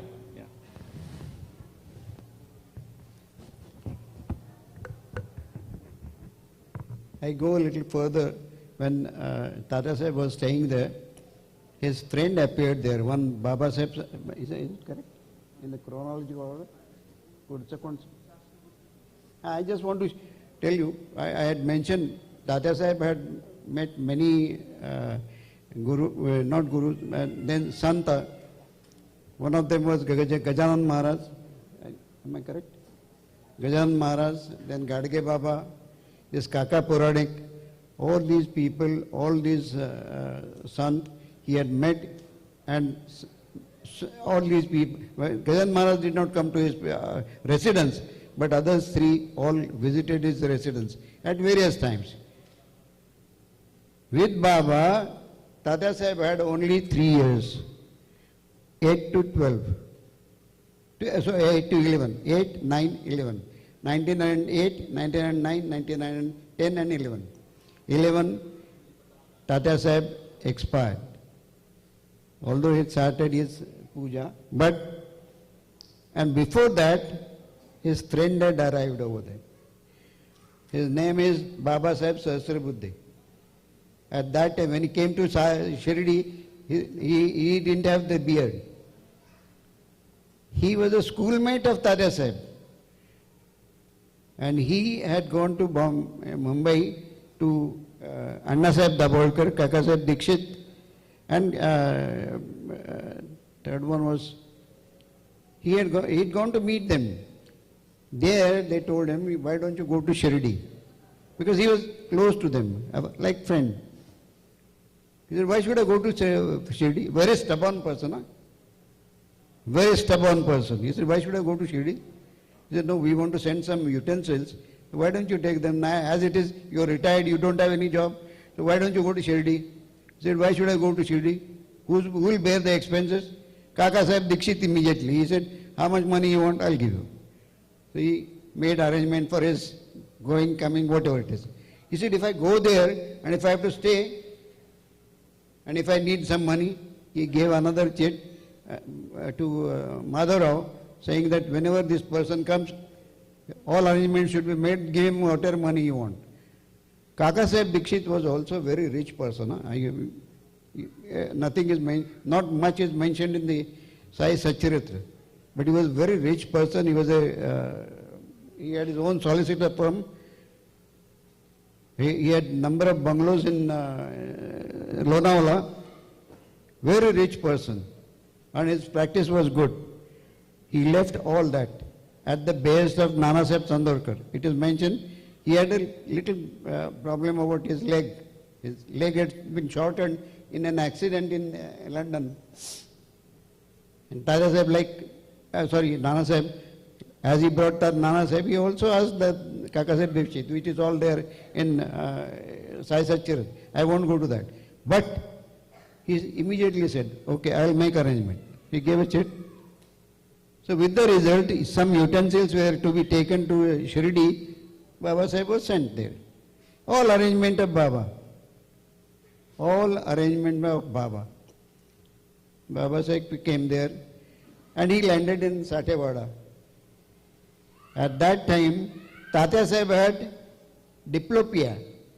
He would see two persons, two things, everything, one, instead of one, he would see two. That was a problem with his eyes.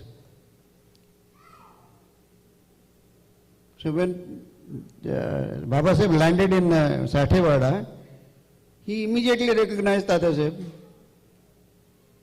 and he called him by name, Kai Lakshman Rao, Odakhla kai? Suddenly, Tata Sahib had, he could not recognize because he couldn't see him properly. He said, now that you have recognized me, you must be knowing me, but I could not see you and I could not recognize you. He said, do you remember there was a one Sahasrabudhe who used to sit next to you on the fourth class in Pune school?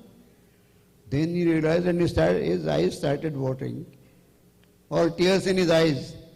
He said, now that you have come, you will stay with me and you will be my guest in Shirdi. So he stayed there. Thereafter he went to Baba to take his darshana. After taking darshana, Baba told him, he said, go and bow down to Tatya. Baba used to call him Matara also, to Tatya Sahib. Go and bow down. He is a big man. Baba Sahib could not understand that. He said, okay, he took darshan and went back. Second day, again when he came for darshana, Baba again said, go and bow down to Baba, Tata Sahib. He is a big man and what not. Third day again the same thing happened. So he went back and told Tata Sahib, now Baba has told me to serve you, now you tell me what is to be done. He said, look, we are friends. I don't know what Baba has in his mind, but don't embarrass me by asking such questions. There is no need of serving me.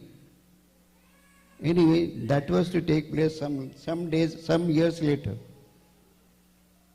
He continued going there and stayed there.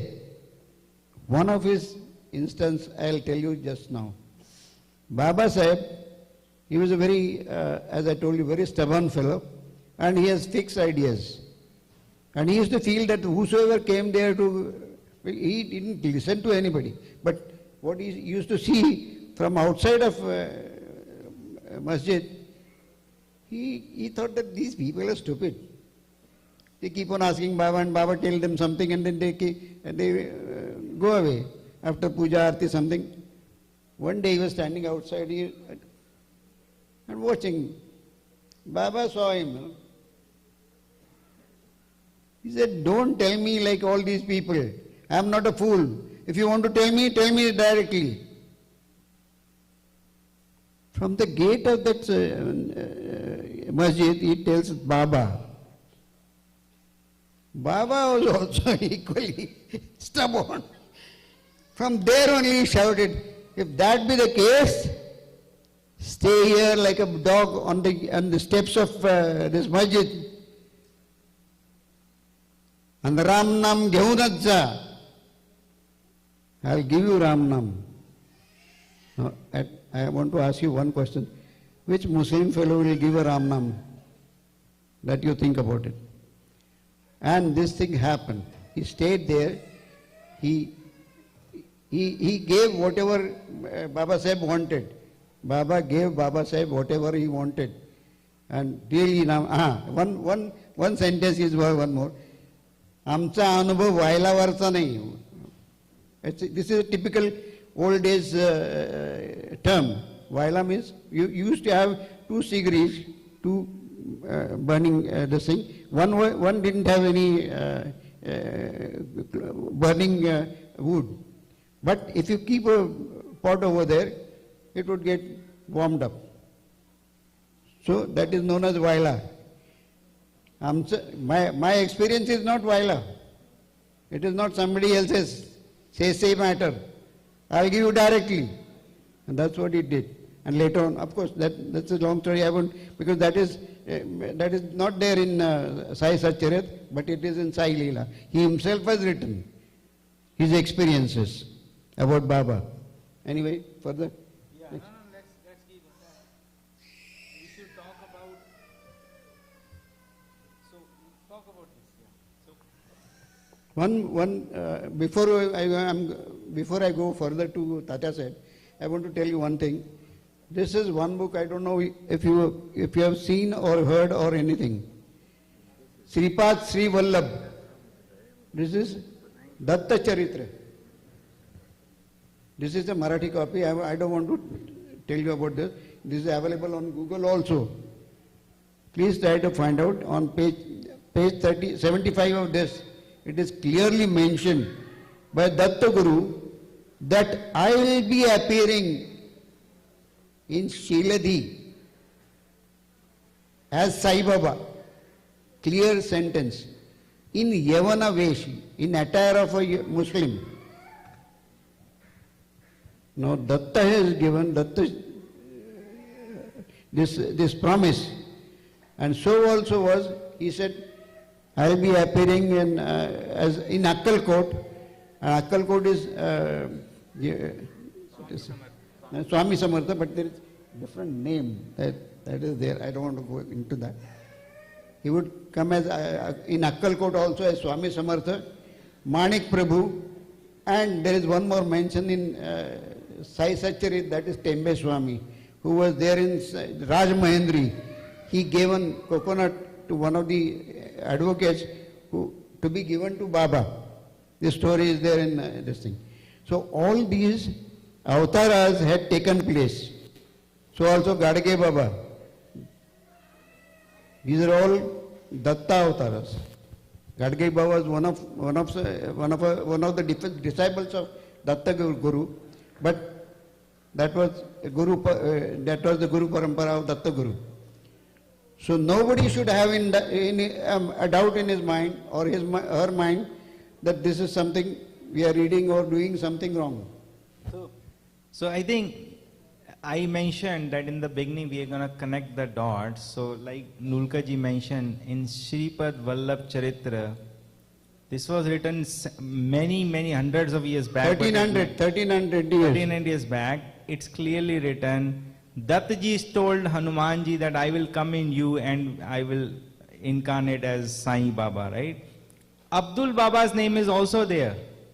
Abdul Baba's name is there. Two Muslim boys came to Dattaji and say, you will reincarnate as Abdul Baba and you will go to Sai Baba. So this is the charitra that has been already published, and it's been told and predicted that Baba will come here. This is, and I think we will put that on the channel so that it's in the English version, so that you can read it. It's in the 41st chapter. There's a lot of mention of Sai Baba and Swami Samartha also, right? So if you read in the Pothi, it is mentioned there was a devotee who wanted to go to Akkalkot, and Swami Samartha ji said, no more going, Shirdi. So now you can connect the dots. So Harishchandra Pitali. Yeah. So now you can connect the dots that Baba is Datt. And what is Dattaji? Brahma, Vishnu, Shiva. Mahesh. So that's why when somebody goes to Baba, you get the darshan of Ram, Vishnu ji, or Shiva, Mega ko Shiva ji, right? So that's why it's all incarnation of one, Sabka Malik Ek, right? So that's how you connect. You should read it. Baba may say anything about Allah, Allah, Allah, or Sabka Malik Ek, whatever it is. But he himself never allowed anybody to know who he was. Even Dasganu went to Selu and other places to find out who was Baba, who his parents were.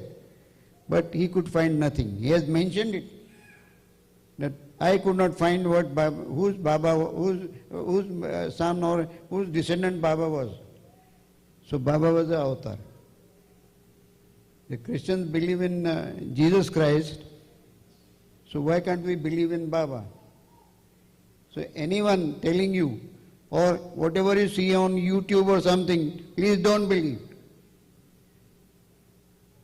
Because lineage I have given you just now. There is no question of going back. As those who have studied maths or something, they know what axioms are. Axiom is the starting point, and you go after that, not beyond that. So Baba is axiom. What I have told you is the axiom. So you have to decide what you have to do.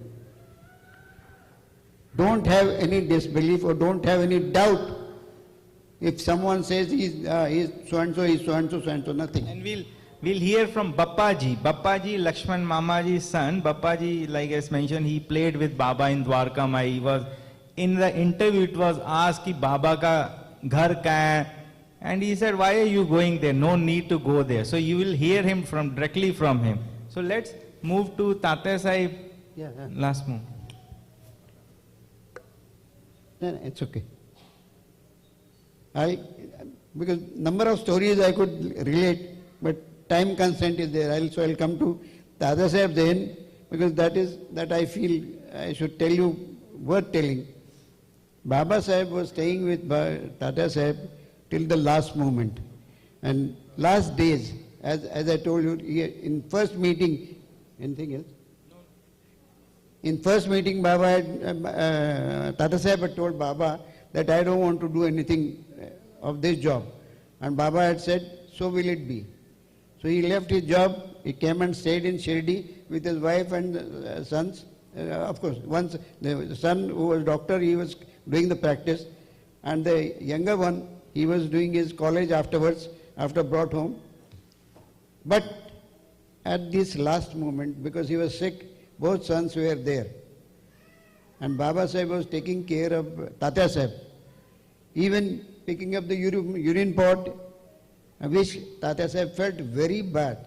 He said, you're my friend, what are you doing? He said, you're not a judge now. What I'm doing is not your concern. He was a real friend. To the last, whatever point you may say, he told point blank, you are not a judge here. I am here to take care of you. And Baba has asked me.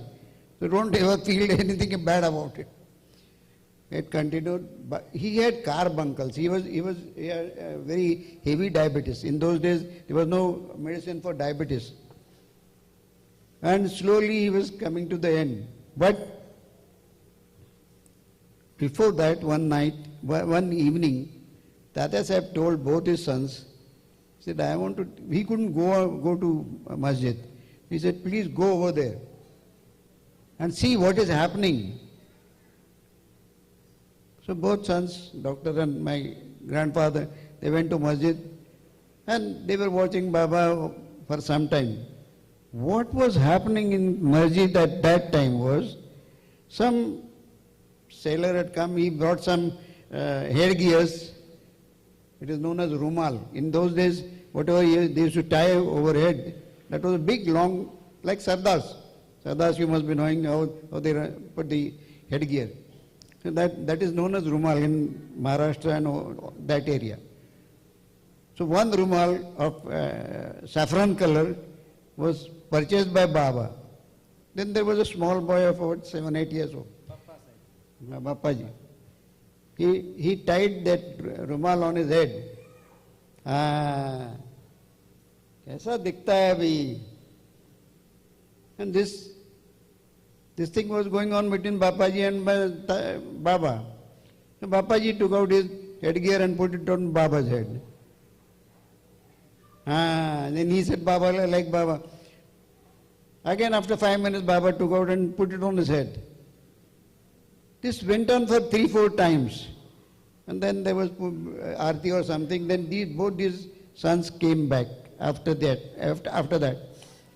And Tatya Sahib asked both of them, what was happening there in masjid? He said, nothing. He didn't, this was a normal thing Baba used to do with many small girls, boys or something in Shirdi. He said, nothing much. He said, no, you think about it and tell me. Then my grandfather's elder brother, Dr. Vaman Nulkar, he said there was a boy and there was a seller of rumal. Baba bought a saffron colored rumal and he tied it on Bapaji's head, and Bapaji took it out and put it on Baba's head. Baba again put it on Bapaji's head. This went on 3-4 times. And Tata Saheb had tears in his eyes. While sleeping there, he could see all this game happening in masjid. He said, I have got the darshan. Baba has given me darshan. And I saw this. Only thing is what? He said, I saw that saffron flower, big saffron flower being taken out, put on his Babaji's head and Baba's head. 3-4 times I saw all that game. So now I got darshana. After that, about 3-4 days later, maybe 8 days later, it was end time. So both these sons were asked to sing bhajan. And that went on for about maybe a couple of hours. By about 2 o'clock in the morning, the end had come closer. By then, Tata Saheb was in a big pain. So his son asked him, said, Tatya, can I give you a little brandy? Which he had not taken any time before. He said, is it necessary? Tata, you are in a pain. A little brandy will help you. He said, but tell Baba. And you don't take it ever in your life. With the result, he had a couple of spoons of brandy, but that was not sufficient. He again asked them to sing bhajan. That continued, and by 2 o'clock, he almost closed his eyes. My grandfather, about 17, 18, 19 years old, he ran to Radha Krishna, because she used to keep Tirtha of Baba, always with her. And anybody knowing why that Radha Krishna name, Radha Krishna? Anybody? Huh? She had a She said the right. Yeah. She had the idol of. She had small idol of Radha Krishna, that is Krishna, all the time tied to her. Like a locket or something she must be wearing. And that's why she was known. And Baba used to call her Radha Krishni. Radha Krishni. But all others we used to call her Radha Krishna Ai, mother. My grandfather went over there, brought the tirtha, put it in the mouth of Tata Saheb, and that was the end of Tata Saheb. Early in the morning. Now, that time what happened in Dwarka Mai?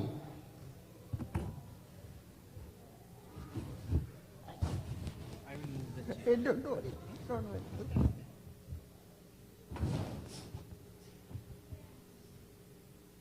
Baba was standing.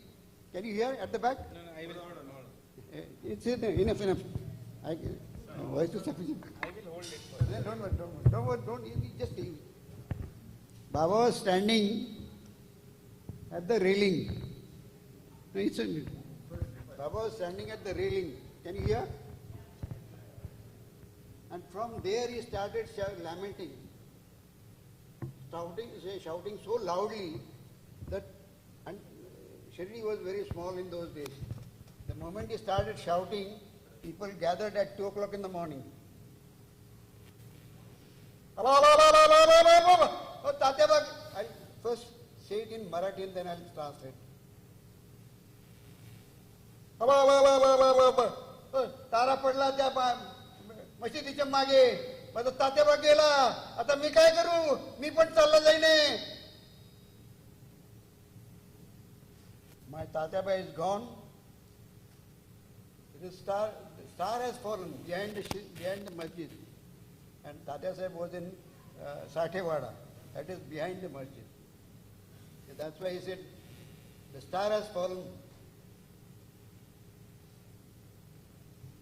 I will also go after Tatya Sahib. And then he further said, Tatyaba has heard listen to God. God also has to listen to him. And Tatyaba has got no further life.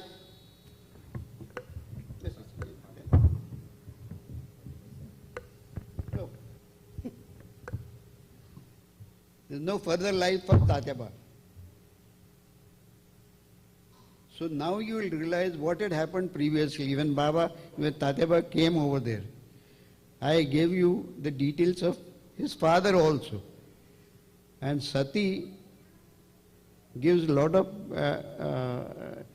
good things to the 7 generations backwards and forward. This was the one. And Baba said he has no life further. This was his last life. And that was Tatya Sahib. There are many other stories which are available in his letters. There were 2 letters we found after the death of my grandfather, written to Nana Sahib. Why the letters are with me? Because Tatya Sahib had a habit, whatever is written about Baba and his experiences, that should not go elsewhere. So the last line was, after reading the letter, send it back to me. Baba used to say, if you remember, Jinne paya, unne chupaya. That is, whatever was given to me, I should not give it to somebody else. Keep it, follow it, and take advantage of it. But don't just go and, because everyone is not in a position to understand what you have got. But a guru will give you either naam, he'll give you a thing, he may tell you something to do, which Baba has done. If you read the Satcharita, Tatya Sahib was asked to do some poti. Shamaji was given a Vishnu Sahastra Naam.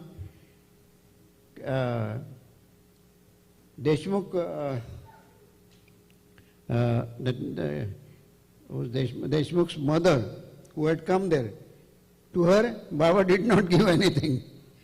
He said, my Guru has not given to me anything. I don't give anything. You look at me, and I'll look at you. What more do you want? A Guru is telling you, I'll look at you. I'll take care of you. What more do you want? Not necessary that what you have in mind, Guru will give you. Guru will give you what you deserve, what he knows. And your final birth or final life or last life, he knows. So why worry about it? Continue in the path. If you have taken a guru, or if that guru is no more, another guru will appear there. That is definite. And your own guru will make the arrangement. This I am coming to you now after story.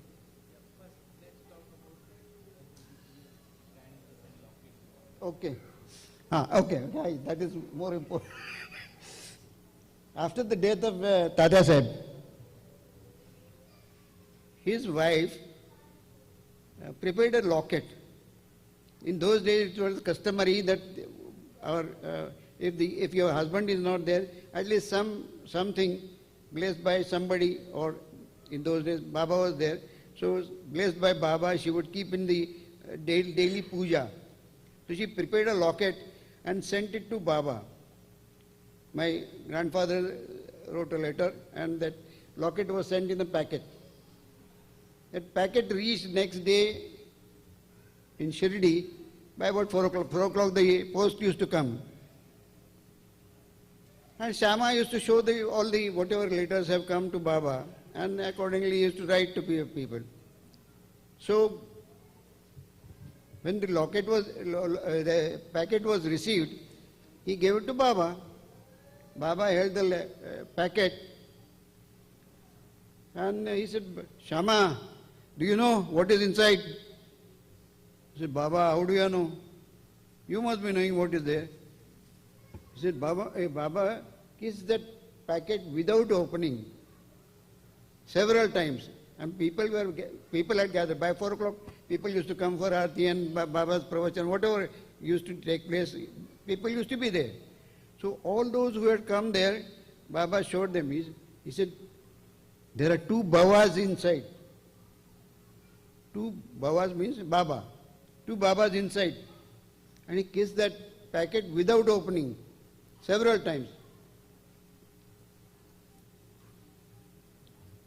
Finally the packet was opened, and then there was one locket inside with a letter.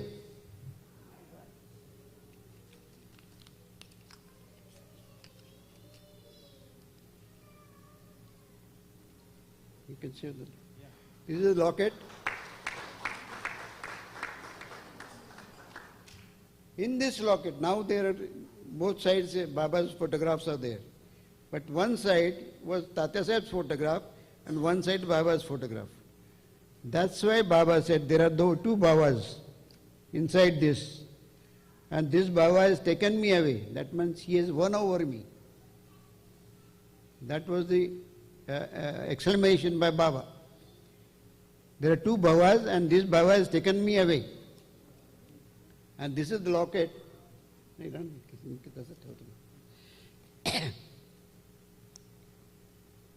And thereafter, he handed it over to Shama. And Shama has written back the letter and sent back the locket. That is why it is with me. My grandmother gave it to me.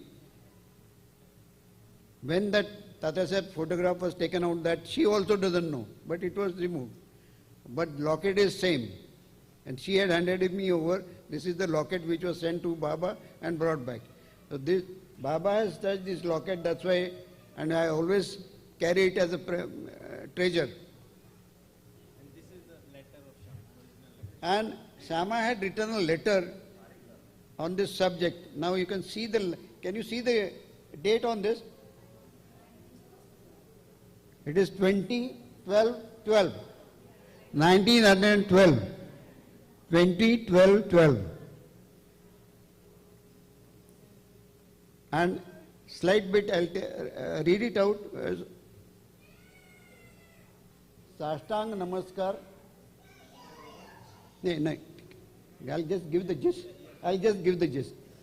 Sashtang Namaskar and all that, my Vaini Sahib, my mother of my grandfather. 4 वाजता पोस्टाचे एक शिपायाने locket आणून दिले. 4 o'clock, the postman brought the locket. It was handed over to Baba, and this is what I explained just now. Baba took it in the hand, he kissed it and showed it to everyone and said, there are 2 Babas inside and this Baba has taken me away. Ase Maharaj bolu lagli. This is what Maharaj said. And I am writing down each and every word what he said, not from my pocket. Ase Maharaj bolu lagli, taseच लिहून पाठवली. तसंच I am writing you the exact things. And this is how that locket has come back to us, and that was in our family. In addition to this, Baba had given his kafni on Datta Jayanti to Tata Sahib. Evening 7 o'clock by Aarti, before Aarti time, he sent one boy, go and call that Matara. Old man, call him immediately. Before he reached, there was another boy, 3rd boy. By then, Tata Sahib got ready and walked to masjid. Baba was taking out kafni, stock of his kafni, taking out one by one, looking at it, throwing it away. When Tata Sahib appeared there, he buried. This is good. And as Tata Sahib appeared before him, he put that kafni on him and said, Thandi varyala bari hui. It will be good for you for wind and cold. The meaning was your further journey after the death. That means all care was taken by Baba. Before, he knew everything. That's why he said, Thandi varala barigal, it's all good for you. In addition to that, he gave his own rosary. These big beads, black beads, they are also with us. In addition to that, Baba had given 32 coins, 32 rupees, whole silver rupees of British type. 32 rupees were given to Tata Sahib. And my grandfather also received 32 paisas. This is what I have, which my grandmother gave me, and these were received by my grandfather. And the original आणि त्याच्या बाजूला ते दाखवा ना. हां ते. This is the original Sai Satcharit of 1923, which is with me. In addition to that, there are a number of Sai Leelas of first 6 years. Sai Satcharitra was written, being given to Sai devotees in Saileela, one chapter at a time, ek adhyay, one adhyay at a time. And before that, लाल कपड़ा है ना तो याच्या आधीच आहे. This is what my grandmother had received, the neem leaves and the piece of cloth which used to be lying under the Baba's feet, which he managed to get a piece of cloth from that.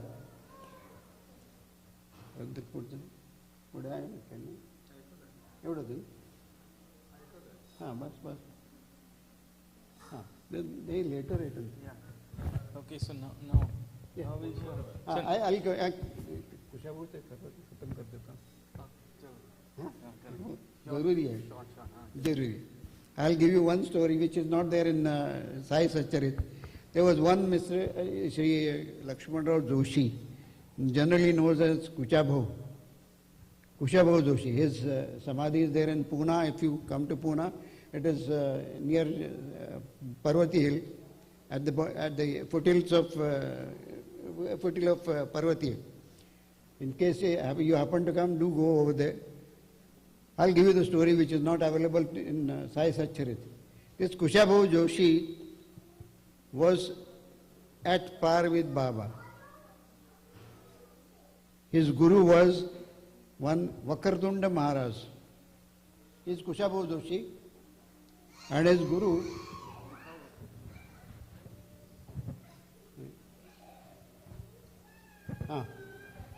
can you enlarge it a little bit?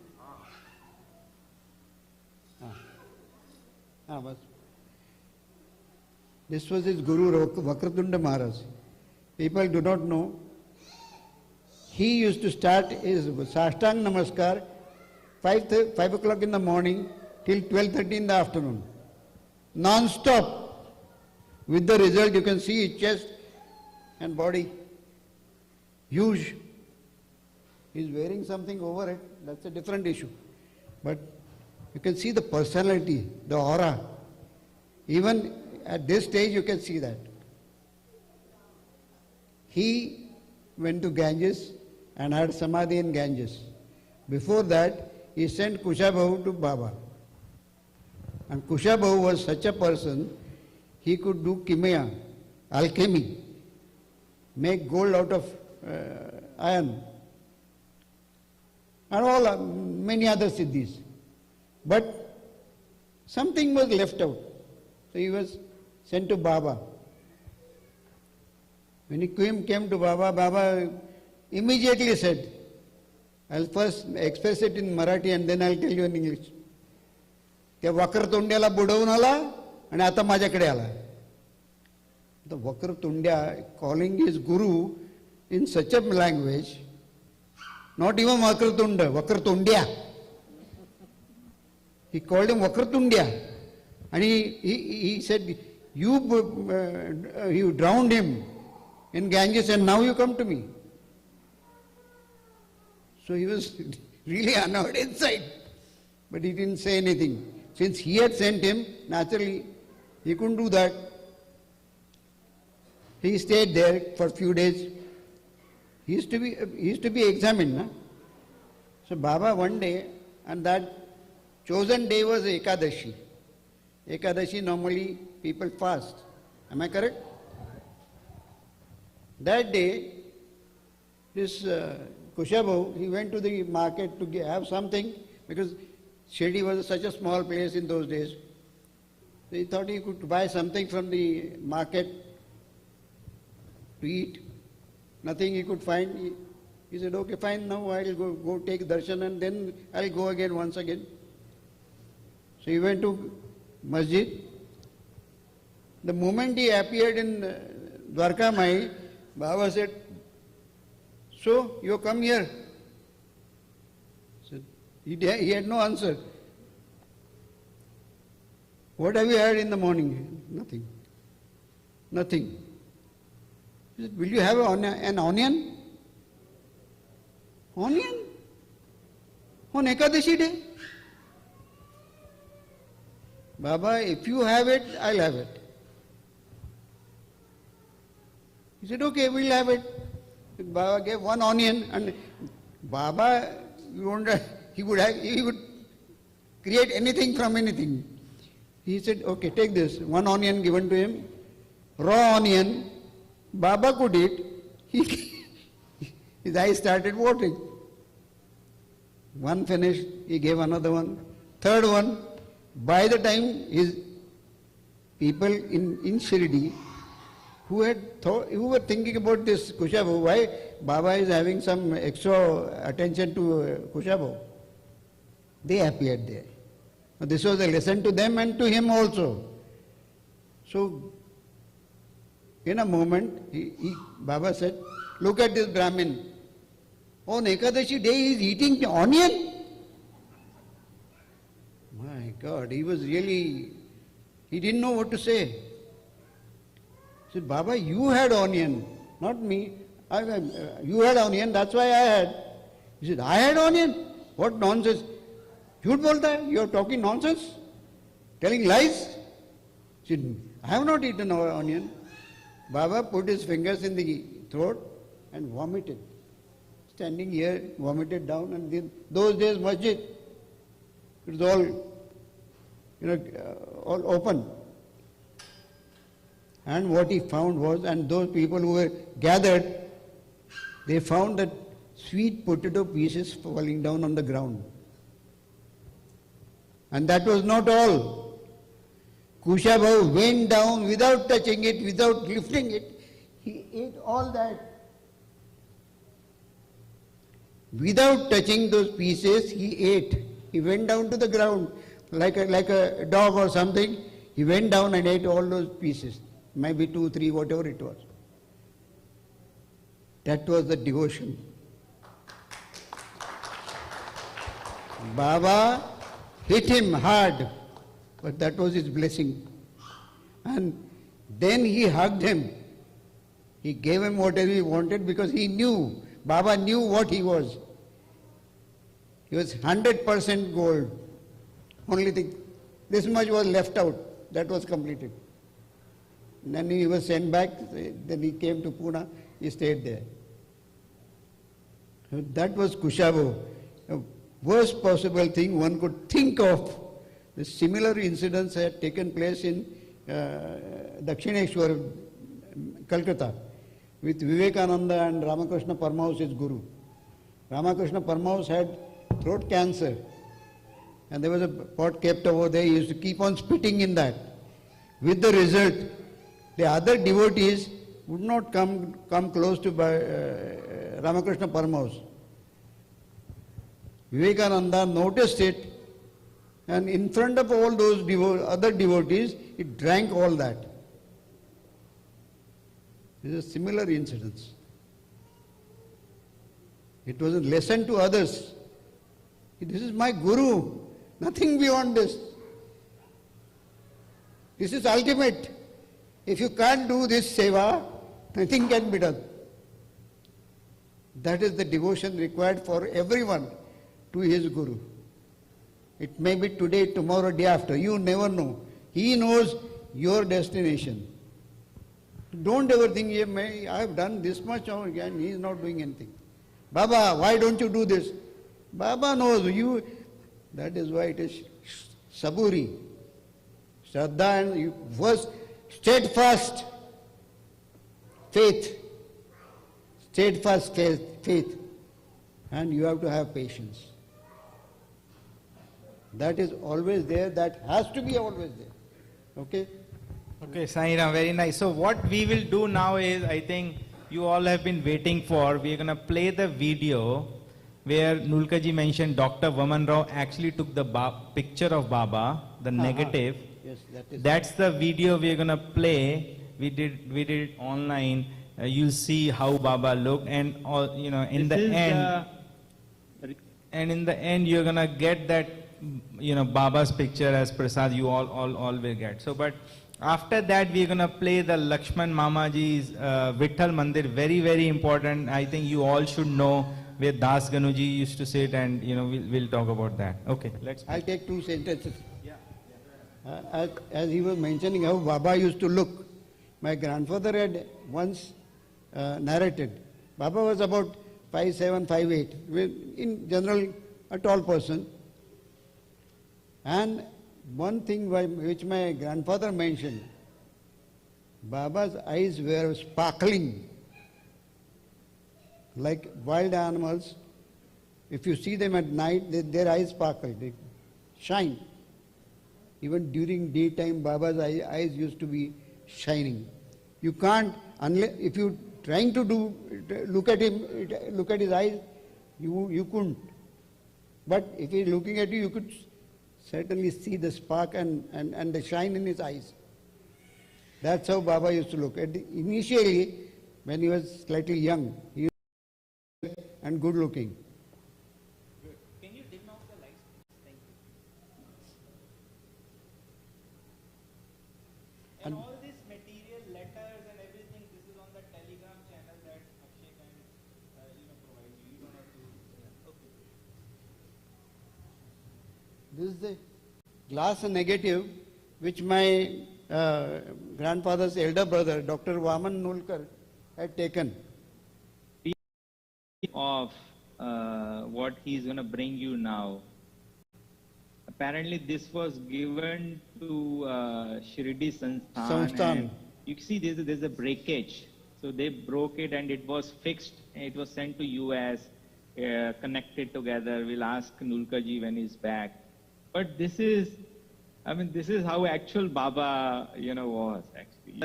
Different negative. One more thing about same negative, but I think celluloid and others. This is. One thing I want to tell you, you just check. You can see the frame sort of a thing, the beam above Baba's head.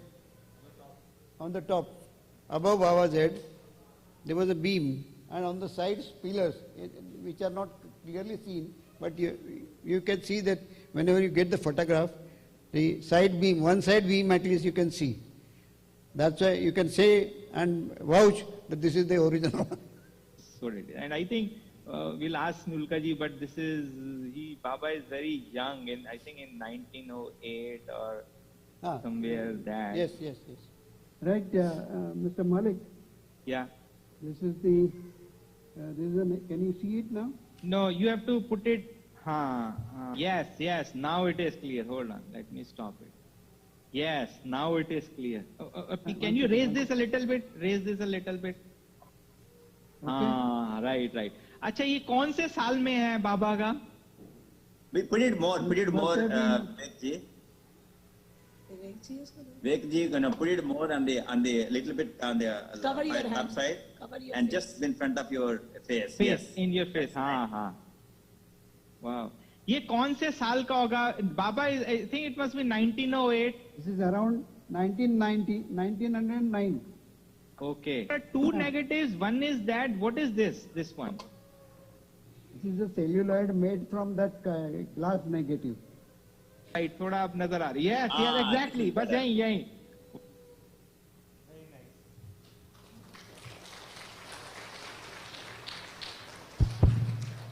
Okay, I think this is really great. So I will tell you, thank you. Any questions? So any questions you have for Nulkar ji or Gavankar ji?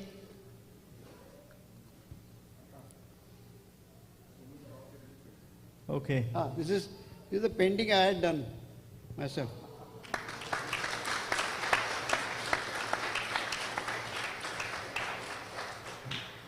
A little before this, I had visited Shirdi, and there were photographs all around, which were, my people used to call it Baba's photograph. They were not. But they were, of course, there was one Kamu Baba in Bombay, whose photographs were there. A slightly tilted sort of a photograph you must have seen, with beard and all. He used to look like Baba, and in general people used to call him Sai Baba also. But that was not Sai Baba. I was really, I was annoyed. People are buying this Kamu Baba's photographs. That's why I went home and I done this painting. Okay. Thank you, Nulka ji. Very nice. Thank you.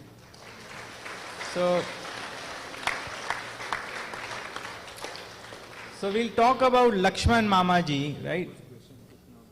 Yeah. So, you know, Vitthal Mandir, we have a, so, oh, you have a question? Yes, go ahead.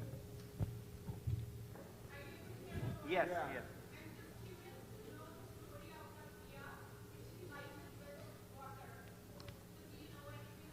जो बाबा ने दिया water से किया चार दिवे लावले होते ना ते म्हणतात नाही नाही चार दिवे नाही ते पंत्या लावले होते ना पाणी से जो दिए पाणी पंत्या लावले होते That was very early in his, this thing, Sai Satcharit.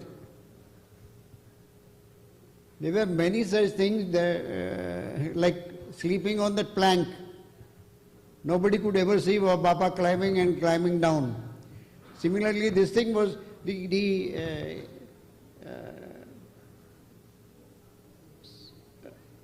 Shirdi, this thing, what you call, sailors of this oil and all, they were really, they didn't want to do it to Baba. Because Baba wouldn't pay at that time. Later on, whenever Baba purchased anything, he would pay. But that time they were cheesed off by Baba's doing this thing. He used to take the oil and put on the lights. So Shirdi sailors, they stopped. They said, we don't have any more oil. And Baba was the initial stage, and people were walking. People were waiting to see what Baba is going to do next. He went back without any problems. He came back, and he had one tin, which was everything for him. He used to keep oil there, he used to drink water, he used to collect his food also whenever he went for collecting the this thing. Vitthal Mandir. Is it a Vitthal Mandir?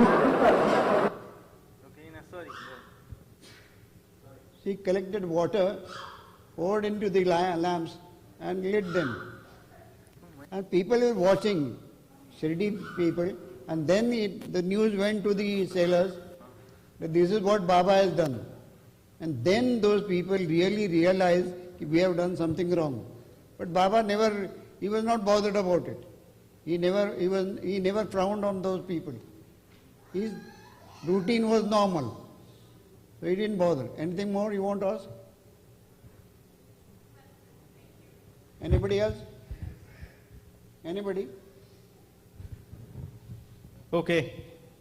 So I think what we will do is, so very briefly I'll tell you about the Lakshman Mamaji, right? So Lakshman Mamaji, if you would have read in the Poti that Baba came in the dream. So Bapu Sahib Jog used to do Baba's Aarti. Okay, Pehle first Mega used to do, then when Mega passed away, Bapu Sahib Jog used to do. Then what happened, jab Baba chale gaye, jab Baba took Mahasamadhi, so that evening, you know, they were, you know, lot of confusion in the village, what's going to happen next. And that the next morning, Baba came in the dream of Lakshman Mama. And he said, "Ye villagers think I am gone, you get up quickly. Come to Dwarka Mai and do the Aarti." So Lakshman Mamaji actually came. Baba's mortal coil is lying on Dwarka Mai.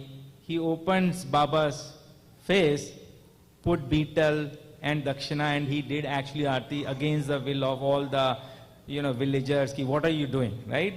So this Lakshman Mama, very brief story you'll hear actually. This Lakshman Mama story, his name was Ratnavakar. He was like, his family and ancestors were very good in evaluating ornaments. But he was actually related to Shama. So that's why they used to call him Lakshman Mama. So he was a Purohit, and very early days when Baba came, he was not very, positive towards Baba, because he was Kattar Orthodox Brahmin, Lakshman Mama. He was Purohit, right? And Baba's things were little different, right? So he will not go to Dwarka Mai, but once what happened, his son, Bappaji, he got sick. He got really sick. And villagers said, "Why don't you go to Baba? Because Baba will give dhuni, udi, and everything will fix." He said, no, he was very reluctant. How can I go? I don't respect him. But ultimately he ended up going there, Dwarka Mai. And when he entered Dwarka Mai, I'm sure you can guess what's Baba's reaction. Baba really yelled at him, "Why have you come now?" All that stuff, right? And he just, he shut him out. But then he went back to his home. Bappaji was on the bed, before he left for Dwarka Mai. But when he went home, he saw Bappaji playing in the, outside the home. And he was very angry. He said, why are you playing? Go back to. He said, "No, I'm fine." He said, "What do you mean you're fine? You were just half an hour back, you were very sick." He said, "No, Baba came. He put Udi on my head and I'm fine." So when Bappaji, Lakshman Mamaji was in Dwarka Mai, actually Baba went. He did give Udi to him and he was fine. And after that, Lakshman Mamaji was very, he used to go to Dwarka Mai and all that stuff. So he actually was a Purohit of the Vitthal Mandir that you're going to see. And that's where there is a story behind this Vithobaji and Rukmani-ji, where he found this thing. You're going to hear that story. Lakshman Mamaji and between Baba, how they found it. And their son Bappaji and Das Ganu used to spend most of his time here in this Vitthal Mandir. Here he used to write all the Sant scriptures, and Stavan Manjali started there, which he finished in Maheshwar in Madhya Pradesh later, right? So that's what we will hear now. Vitthal Mandir. Is it a Vitthal Mandir? Sai Bhakta Lakshman Mama Ratnavakar, who had done first Baba's Kakadauti of his Baba Mahasamadhi.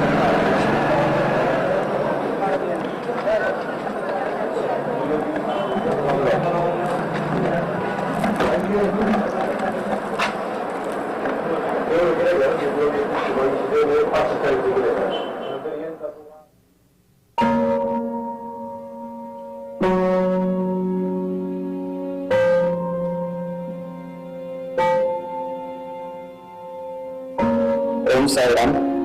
सभी साई भक्तों को मेरा प्यार भरा नमस्कार। मैं सुशील गजानन रत्नगर की लक्ष्मण मामा जो साई बाबा के परम भक्त थे, उनका मैं पांचवा वंशज आज यहाँ पर आपके सामने बैठा हूँ। यहाँ शिरडी में विठ्ठल रुक्मिणी मंदिर जो आप देख रहे हो, वहां पर मैं बैठा हूँ। साई बाबा के समाधि मंदिर से 200 मीटर अंतर पर ये विठ्ठल रुक्मिणी मंदिर है, जो कि बाबा ने स्थित किया है। बाबा के कर्मचंदों से यहाँ पर ये मूर्तियां स्थित हुई है।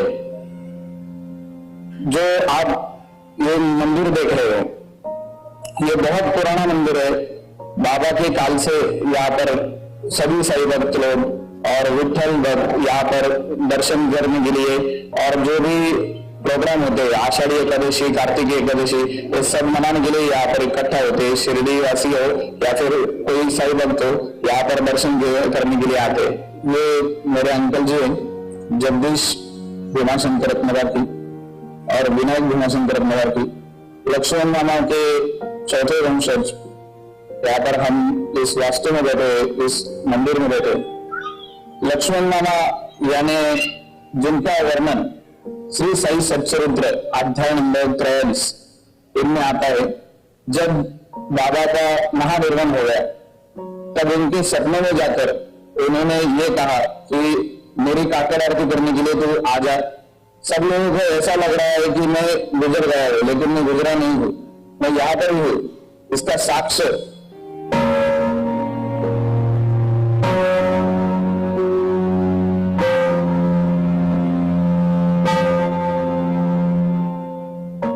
जिस दिन बाबा का महानिर्वाण हुआ शिरडी में 1998 दशहरे के समय, उस टाइम लक्ष्मण मामा के सपने में आए बाबा जी और उन्होंने बोला कि आप मेरी काकड़ आरती करो, चलो उठो। बापू साहब जो आज आने वाले नहीं, उनका समझ हो गया कि मैं गुजर गया। बाबा का ये सपना, खुद बाबा का सपना हमारे परदादा लक्ष्मण मामा उनके सपने में आया था, तो वो सपना टूट गया और वो सुबह सुबह उठ गए। तो उन्होंने स्नान संध्या किया और द्वारका माई के पास गए। द्वारका माई में दया पटेल कोट की उनकी गोदी के ऊपर बाबा का देह रखा था, तो उनके वो बोले उनके चरण पर जल डाल के आदमी जाने के बाद उनका हैंड क्लोज होता है, हैंड ओपन हो गया। तांबूल, मीड़ा, दक्षिणा सब उनका उसके ऊपर रखा और बाबा का पार्थिव देह जहाँ अभी बुटीवाड़ा है, जहाँ बाबा का कृष्ण मंदिर बनने वाला था, वहाँ कृष्ण मंदिर के पास साईं की समाधि है। पिताजी और पिताजी के पिताजी, इनके बाद लक्ष्मण मामा, और लक्ष्मण मामा हमारे ग्रैंडफादर परदादा थे, जो बाबा के निश्चित भक्त थे। बाबा के साथ उनका एक अनोखा रिश्ता तैयार हुआ था, जो हमारे इसी एपिसोड में आपको सबको मालूम पड़ जाएगा। अभी इस विठल मंदिर में हम लोग जो बैठे, वो विठल मंदिर कैसा निर्माण हुआ, इससे पहले वो कहाँ था, कौन सी जगह पे था, और उसका भी एक इतिहास क्या है, वो भी जानकारी इसके अंदर आपने को देखनी है, हम सबको पता चलने वाली है। अभी जो लक्ष्मण मामा को बाबा ने दृष्टांत दिया काकड़ आरती करने का, काकड़ आरती कब हुई, किसके द्वारा हुई और कैसे चालू हुई, उसके बाबा के निर्वाण पश्चात किसने की, ये भी इसके अंदर हम लोग मालूम करने वाले हैं। तो आइए हम सब चालू करते हैं। अभी ये जो विठल मंदिर है, ये विठल मंदिर बाबा का ही एक आशीर्वाद है, और बाबा का विठल मंदिर से, विठल भगवान से क्या नाता था, वो नाता हम लोग देखेंगे। तो ये बाबा साक्षात विठल प्रभु के, विठल भगवान के एक अवतार, जो दासगण महाराज, इनको बाबा ने दृष्टांत देके बता दिया कि मैं ही सब कुछ हूं, जिस भगवान को आप चाहते हैं वो भगवान मेरे अंदर, मेरे तरफ सब लोगों को दर्शन देगा। जो जिसका आशा स्थान है, जो जिसका पूजा स्थान है, वो यहाँ आने के बाद में उसी रूप में मैं आपको दर्शन दूंगा। आपकी जो पूजा है वो आप, जो आपके गुरु है, जो आपके धार्मिक गुरु है या कोई आपके भगवान है, उनको ही आप पूछते जाओ, आपका भला हो जाएगा। और भला करने वाला मैं नहीं तो ऊपर वाला है, और ये बाबा ने साबित कर दिया है। ऐसे बहुत कुछ सवाल हम लोगों को पढ़ते हैं, उसका भी जवाब इसके अंदर आ जाएगा। चलो आइए देखते हैं कि साई बाबा और लक्ष्मण मामा, ये दोनों का रिश्ता पहले हम लोग देखेंगे। साई बाबा के निश्चित भक्त लक्ष्मण मामा कुलकर्णी उर्फ रत्न पारखी, ऐसे दो सरनाम उन लोगों उनको होते थे, जो यहाँ पे एक वैद्य का भी काम करते थे, और गांव का जो एक मुखिया का जो कुलकर्णी, जो दस्तावेज वगैरह ऐसा रखते थे, ऐसी पदवी उनको, दो पदवी थी, एक रत्न पारखी और एक कुलकर्णी, ऐसी दो पदवियां रहती थी। और दोनों पदवियां जो इनके पास रहती थी, इनके वंशजों के पास रहती थी, इनके दादाजी परदादा के पास रहती थी, वो आगे चल के यहाँ तक आई। अभी बाबा, ये लक्ष्मण मामा का पहला रिलेशन था क्या? नहीं था। लक्ष्मण मामा और बाबा ये एक दूसरे को जो भी कुछ काम करना है, कुछ करना है, तो पहले जाके बाबा को बोल के फिर काम को जाते थे। लक्ष्मण मामा साईं बाबा को शुरू शुरू में मानते नहीं थे, क्योंकि उस टाइम में थोड़ा सा बाबा के ऊपर श्रद्धा, कोई भी नया नया कोई आया फकीर तो उसके प्रति या कोई लोग आए तो उसके ऊपर श्रद्धा नहीं रहती थी।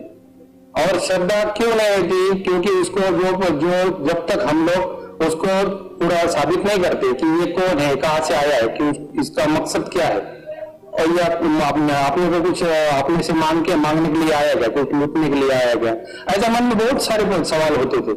और उसी टाइम कुछ अपने ऊपर मुगलों का राज था, और मुगलों के राज में बहुत सारे लोग उसी टाइप के गुप्तचर बन के धर्म परिवर्तन के लिए शिरडी में या परिसर में या पूरे अपने इधर आते थे। और उसी में का एक भाग ये क्यों नहीं होगा, ये शासक थे, इसलिए लक्ष्मण मामा इनके ऊपर शक खाते थे कि ये कोई दूसरा आदमी तो नहीं है, क्यों इसके चक्कर में आ जाए, कुछ हमको ये कर देगा। तो ये बाकी कुछ तो उनके अंदर सवाल दूसरे पैदा नहीं हुए। लेकिन जब उनको मालूम पड़ा कि बाबा यही भगवान है, ऐसा एक प्रसंग आया कि एक दिन उनके बेटे 8 साल के थे, उनका नाम था बप्पा जी। तो बप्पा जी जब 8 साल के थे तो वो बीमार पड़ गए। बीमार पड़ने के बाद में वैद्य हकीम होते हुए भी लक्ष्मण मामा उनको ठीक नहीं कर सके। फिर उन्होंने उनको छोड़ दिया।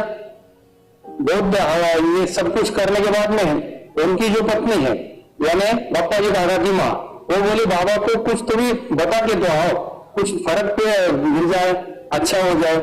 तो ये बोले मैं तो अभी कैसे जाऊं उनके पास, मैं तो उनको जाता नहीं, उनके पास जाता नहीं, उनको कुछ मानता नहीं। तो फिर उनके हक के लिए, उनके लिए वो वहां पे द्वारका में गए।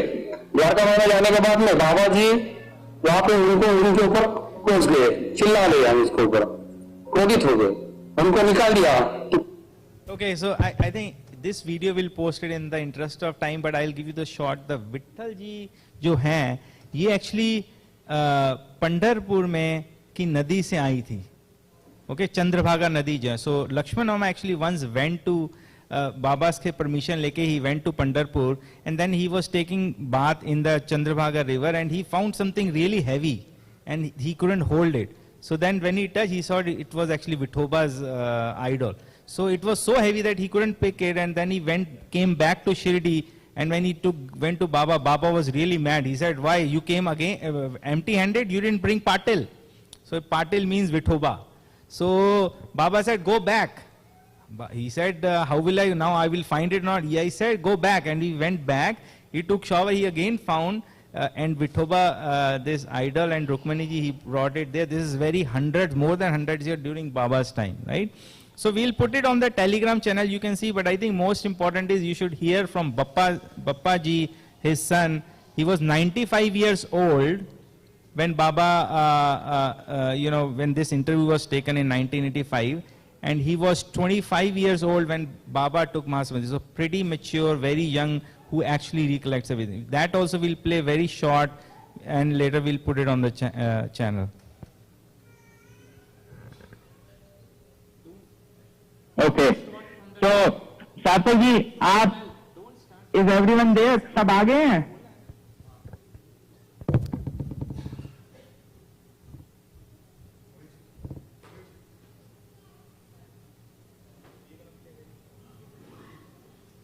Right?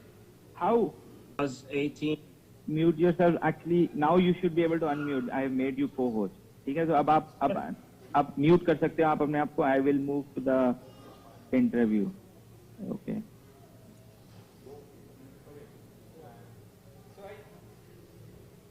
So I think we'll put it in the interest of time, and people have to eat or people search on the channel. So how we will do is, I have put the pauses That's at Bappa the ji. right Stop junctures it. where we You can pause it. That's Bappa ji. Actually, you will get to hear, we read a lot of books, and there is always information loss. That's always there.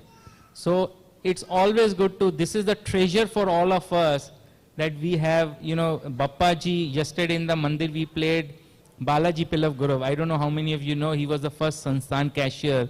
और जब बाबा ने महासमाधि थी, when he was given the last बात, उनका जो लंगोट था वो उनके पास है. So if anyone is going to Shirdi, connect with Akshay, will guide you how you can take darshan of that. So, and then Uddhav ji, Shama's son, right?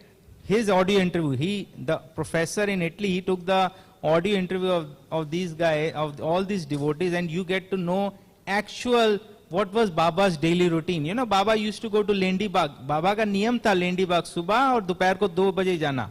And when he used to go, अंदर कोई नहीं जाता था, सिर्फ अब्दुल बाबा और बाबा जाते थे. और नंदा दीप में when you go, you know, Abdul Baba will get buckets of water and he'll throw on 4 directions and he'll talk to Drivya. So all this stuff, you know, you'll get to know Baba क्या करते थे. पप्पा जी ने काफी लीलास बताई है. जैसे जो नूलकर जी ने बताई थी कि ये तात्या साहिब last moments थे, Papa ji mentioned that I was in the Dwarka mein and this was happening and Tatya Sahib did that. So all these very interesting things in his own voice. It's Marathi, but it's been translated by your fellow devotees to English. Okay. All right. So I think I will thank Ramji and the Mandir committee. Very nice. Thanks for organizing. Thank you. Just don't go away. The last few minutes are going to be very precious. We humbly request you, with great patience, you've sat for so long. 5-10 minute के लिए और सब्र करिए. But before that, our audience has a question. आपने वो locket दिखाया है ना, जो वो लॉकेट वो नजदीक से देख सकते हैं क्या? वो पूछ रहे हैं, अगर ना तो ना, लेकिन देख सकते हैं. आपके हाथ में रखिए, आपको देना नहीं है. आप अगर ऐसे करके रखेंगे तो नजदीक आके जो भी इंटरेस्ट है वो देखेंगे. But before we proceed any further, as we said, Gaonkar Sahab and Tatya Sahab have come all the way from India. At this age, they have taken the trouble to come here. Why? To bring us these beautiful leelas that we have never heard before. As a token of appreciation, the temple has organized some small tokens of gratitude for Shriman Tatya Sahib and Shriman Gaonkar. I will first request Raghav, please come forward. Gaonkar Sahib और बा भी है ना, Mrs Gaonkar, I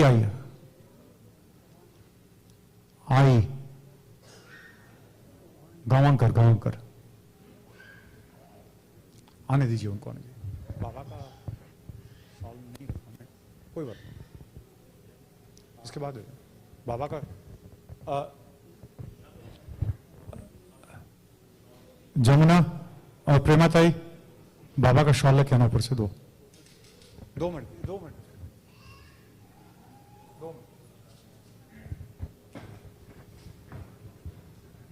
thank you so much for coming so far. बहुत कष्ट लिया आप लोगों ने. हमको भी अच्छा लगा. प्लेजर फॉर टू हैव कष्ट नहीं है, प्यार है. This is Kaku. This is Mrs. Gaonkar, who has also accompanied Gaonkar Sahib to the temple.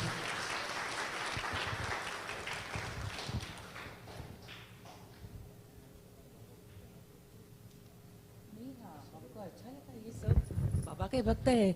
हमारे बाबा के भक्तों को मिलने को कष्ट नहीं होते. अच्छा लगता है, प्यार लगता है. दो सब वो बाबा का शॉल लेने गए ऊपर से.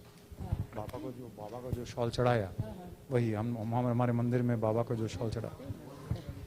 हमको कुछ कष्ट नहीं है, हमको प्यार है सबसे. हाँ, हमको कुछ भी कष्ट नहीं है, हमको प्यार है आप सबसे. आपको देख के ऐसा लगता है कि आप कितना प्यार करते बाबा से. बहुत अच्छा लग रहा है देखने को. और ये मंदिर जो भी यहाँ बना है, हाँ, ये हम सार्वजनिक, ये मंदिर सबका मंदिर है. ये मंदिर इन लोगों के लिए बनाया है. तो आपके बिहेवियर से मालूम पड़ता है. मैं देख रही हूँ सब. बाबा का प्रेम आपको इन लोगों में दिख रहा है. ये प्रमाण, बाबा का प्रेम का प्रमाण यहाँ बैठे हुए हैं. ये इतने टाइम बैठे हैं ना, यही प्रेम है. हाँ, हम उनको लाएंगे, आप दे दीजिए. हाँ,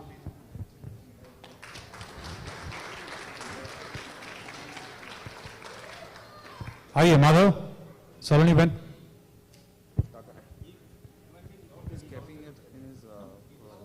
हाँ, अभी क्या करेंगे हम लोग? हाँ, आ रहे हैं.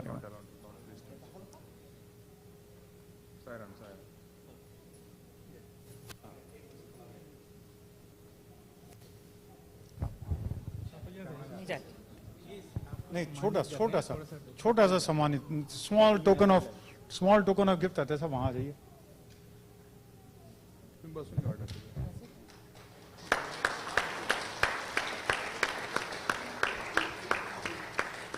वो थाल आ गया बाबा का,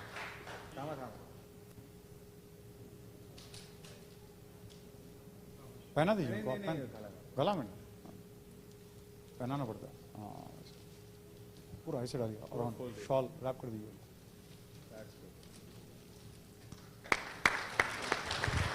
गाँव का साहब आइए, माधव आइए, काकू आइए।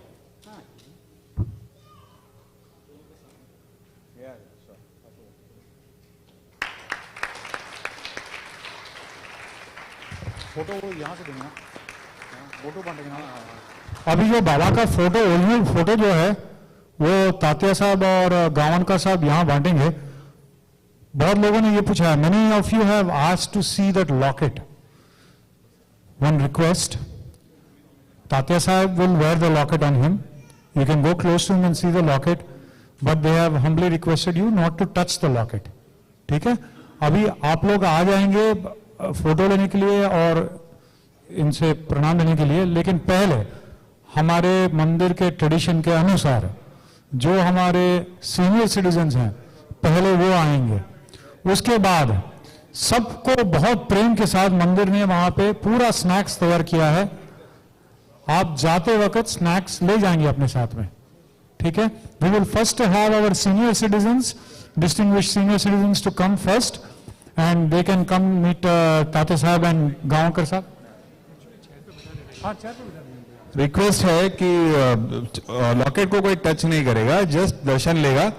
हम 2 फोटो आपको प्रसाद के रूप में दे रहे हैं। That is one what you seen the original photo of बाबा's negative from what is negative from negative what we call it positive, that is one. And secondly जो डॉक्टर गवनकर के थे, जो बाबा जो पेंटिंग के रूप में आए थे, that is in a small this thing.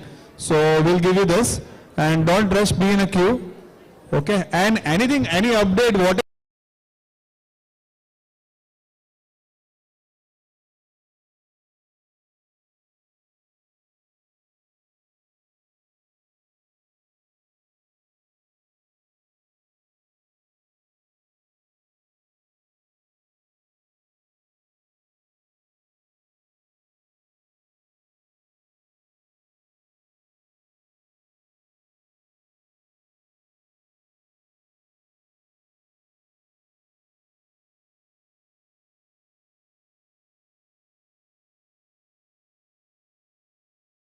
the photographs and you all are seeing the videos, that is on that is Sai Sammelan on Telegram.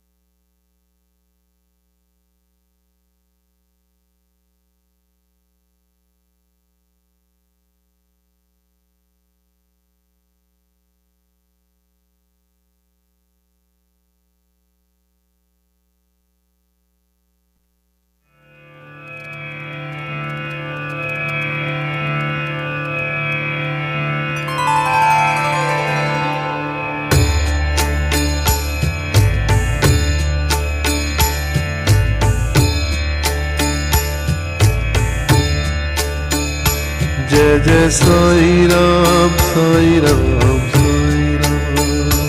जय जय साई राम साई राम साई राम। जय जय साई राम साई राम साई राम।